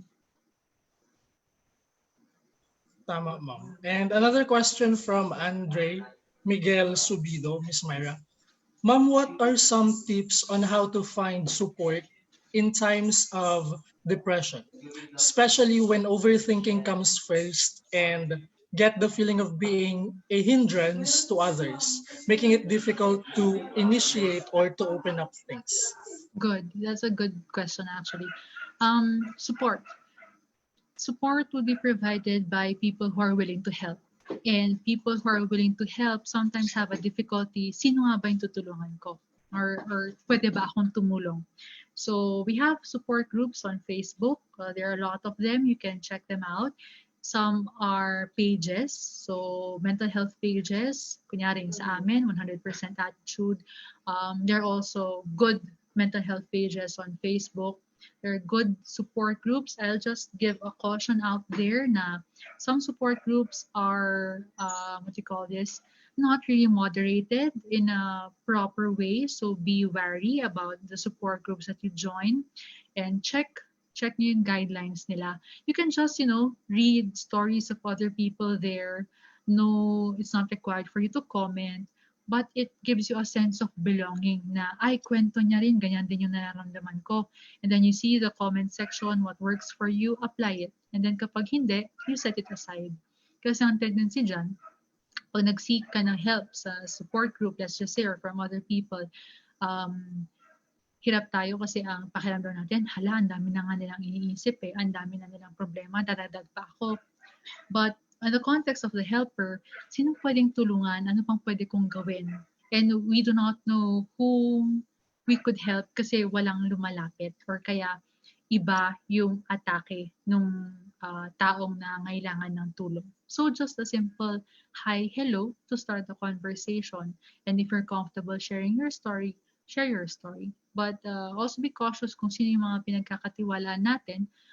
Hindi ko naman sinasabing may mga friends tayo or may mga family members tayo, pero we cannot really help if there are people who are judgmental kasi medyo malakas pa nga ang mental health stigma. But a simple hi, hello to someone you trust.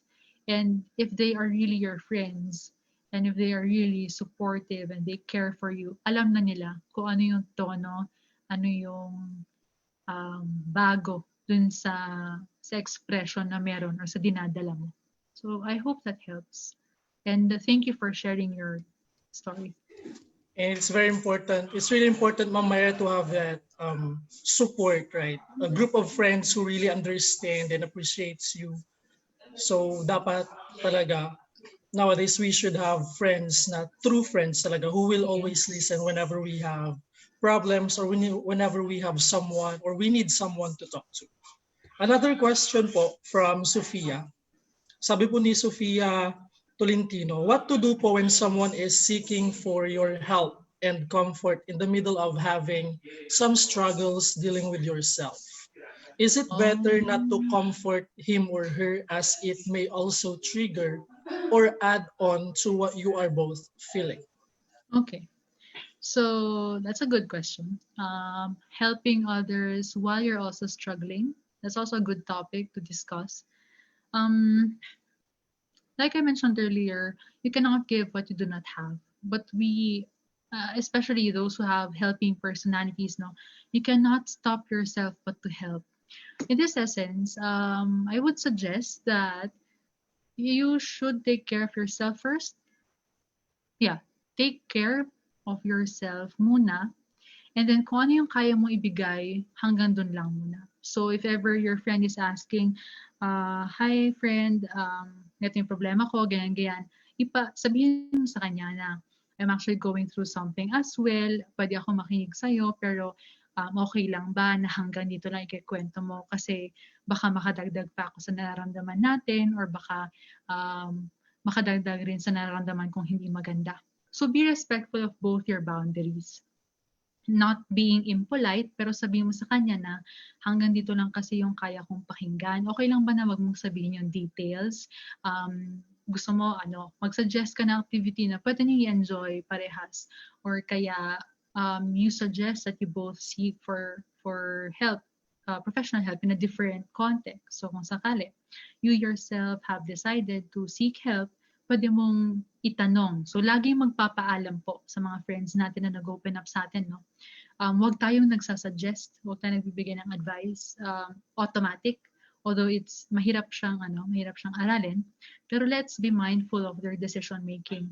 That we ask them a question, pwede ba akong mag-suggest? Or kailangan mo ba ng makikinig, magbibigay ng advice, or both? So, ganun po yung bigay natin sa mga kaibigan natin, sa ating mga kamag-anak. Ask them the question first, anong kailangan mo ngayon?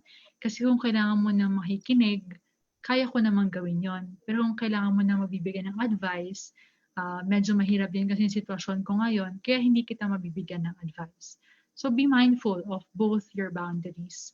Wag mo namang isa lang yung sarili mo sa sitwasyon na potentially matrigger ka. But also be mindful of kailan din magsisik ng help para makatulong ka rin sa ibang tao. So even as psychologists, just to give you an example, kahit kami, even if we have cases, we have clients, no, we also need help, and that's why we seek help from our colleagues, we seek help from other professionals. So ayan, para din meron namang objective na nagdi-discuss sa amin ng nararamdaman namin at hindi lang namin siya kinukulong sa isang shell. So ganun din sa ating lahat. We respect our own boundaries the same way that we respect the boundaries of others. Paalam mo sa kanya. Yan, kung ano yung kayang ibigay, hanggang dun ka lang para hindi rin masagad yung sarili mo. Tama, ma'am. Tama po. Hugot po ba, Sir Justin? Yes, ma'am. Is there any chance po na bumalik ang depression? From Yes. Luigi Otlek. Hi, Luigi. Yes, there is a chance that depression comes back, especially if there are a set of triggers. You encounter the set of triggers at ganito na lang, gawin natin siyang weighing scale, no? If you have a trigger and your coping mechanisms is this high, essentially this trigger would close, no? Matatakpan niya eh, tatakpan niya. But if it's the other way around, this is your trigger, let's say this is your trigger, and your coping mechanisms are here, depression usually happens. So, matatabunan siya. That's the picture.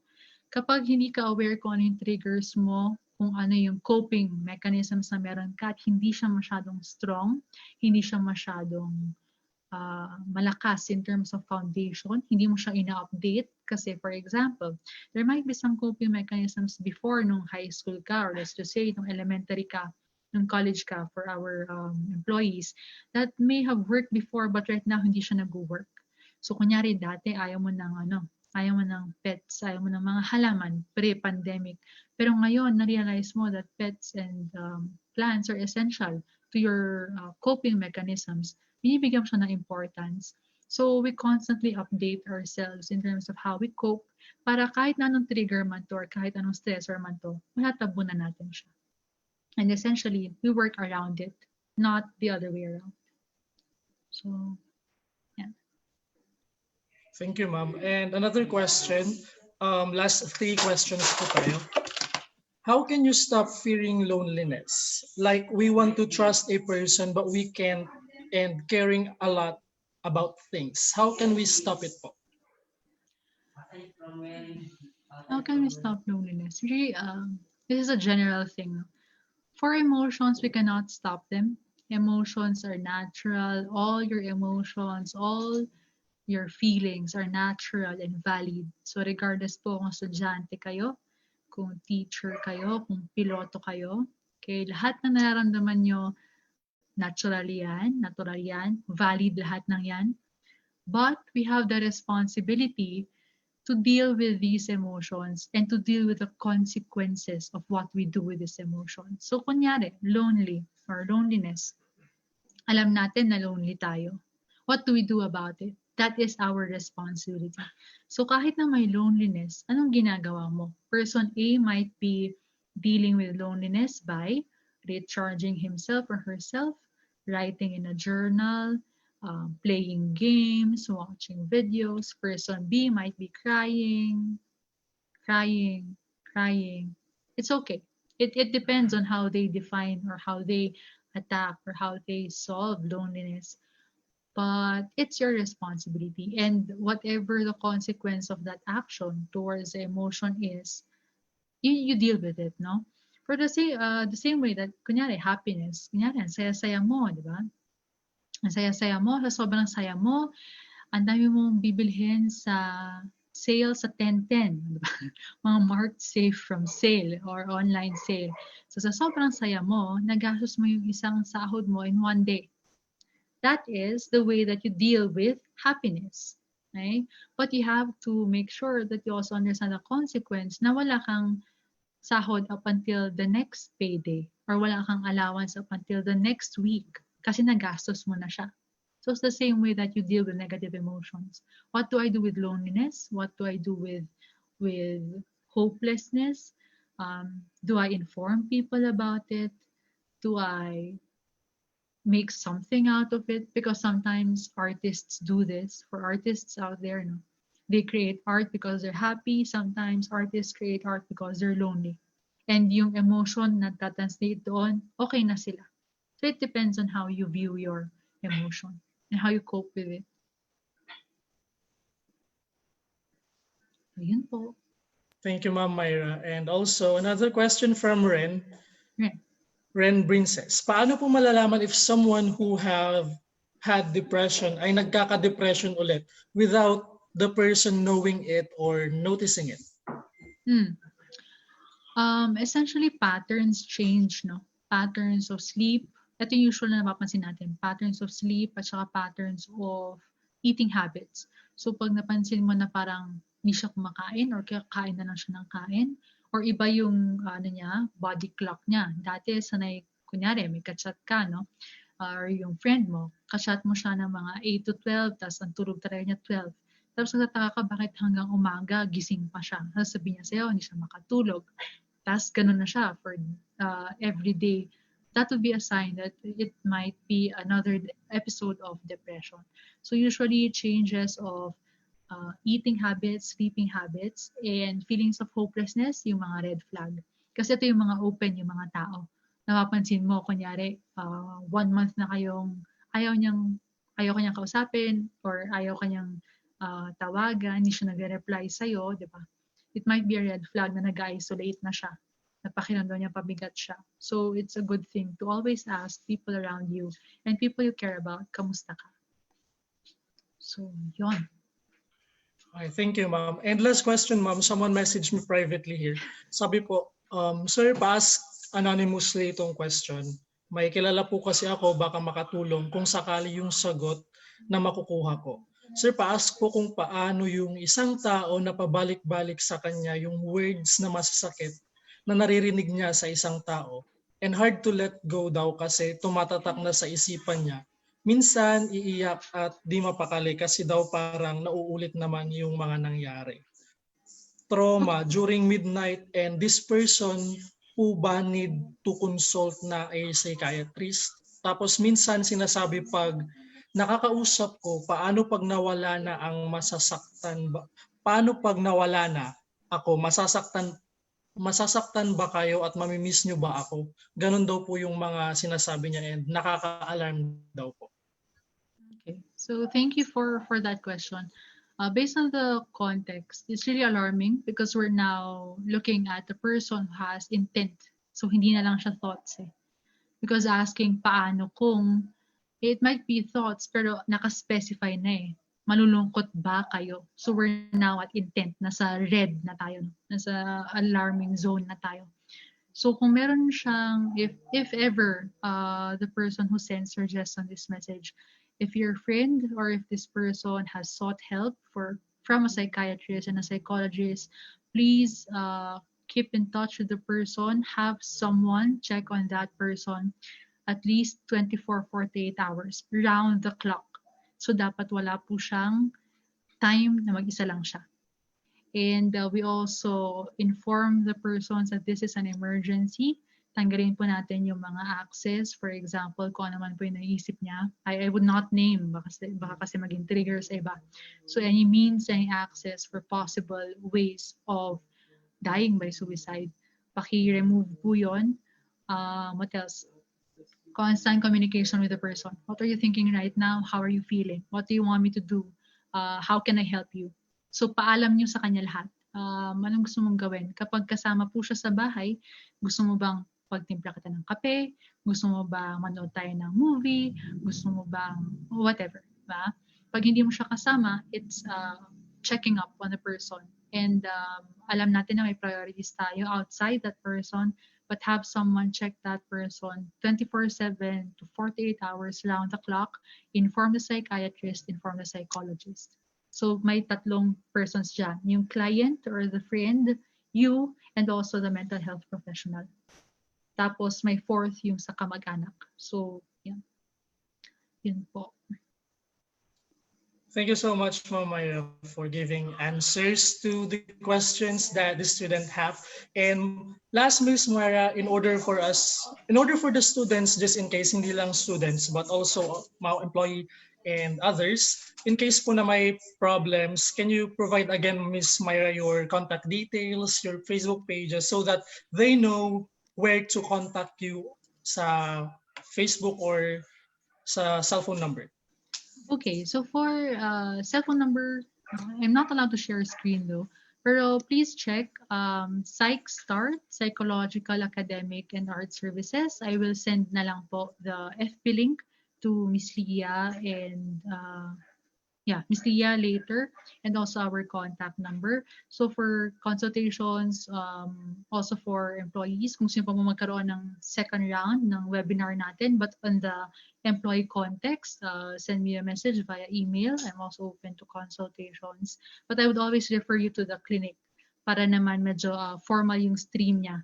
But I would receive your emails just in case. So I'll send all the details to Miss Leah. And I would also send a PDF copy of my PowerPoint presentation to the teachers and also the students kung gusto niyo man po ng reference.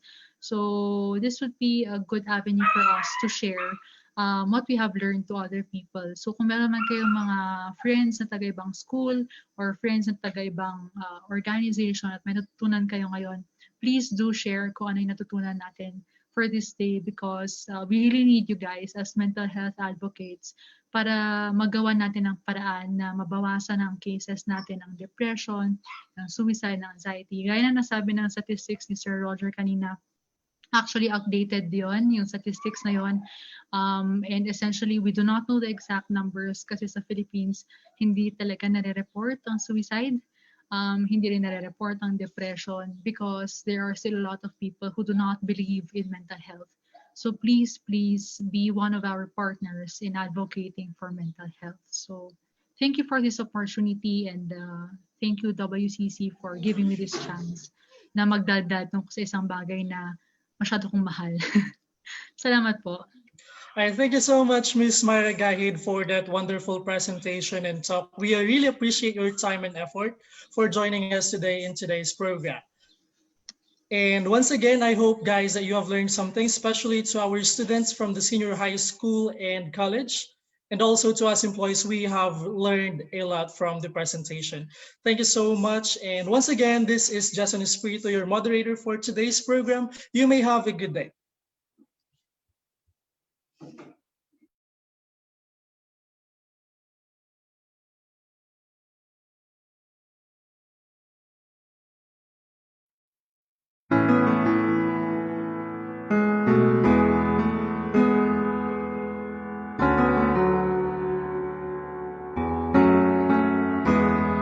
It was a secret you were trying to keep, living in between life, somewhere out of reach. Everyday darkness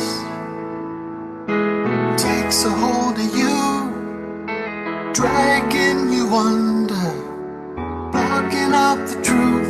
If you feel like falling, you can hold on. You're only getting weaker, you can still be strong. If you're feeling hopeless, you can have faith. If you think you've lost the will to fight and you're so afraid, you can still be brave. You can still be brave. One of life's mysteries happens all the time. Why do the good hearts suffer in their minds? Maybe they teach us what we need to know. Walking through hell's fire, letting heaven show. If you feel like falling, you can hold on. Getting weaker, you can still be strong. If you're feeling hopeless, you can have faith. If you think you've lost the will to fight and you're so afraid, you can still be brave. You can do whatever it takes. Maybe you're just one step away. You can still be brave. Don't let go of all that you are. You've already come so far. If you feel like falling,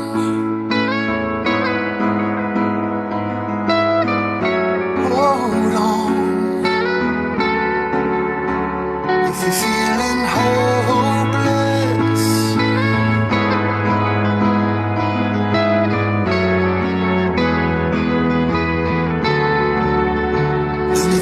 like falling, you can hold on.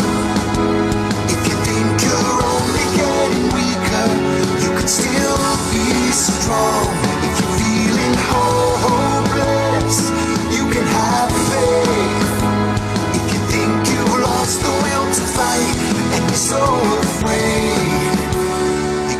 still be brave. You can still be brave.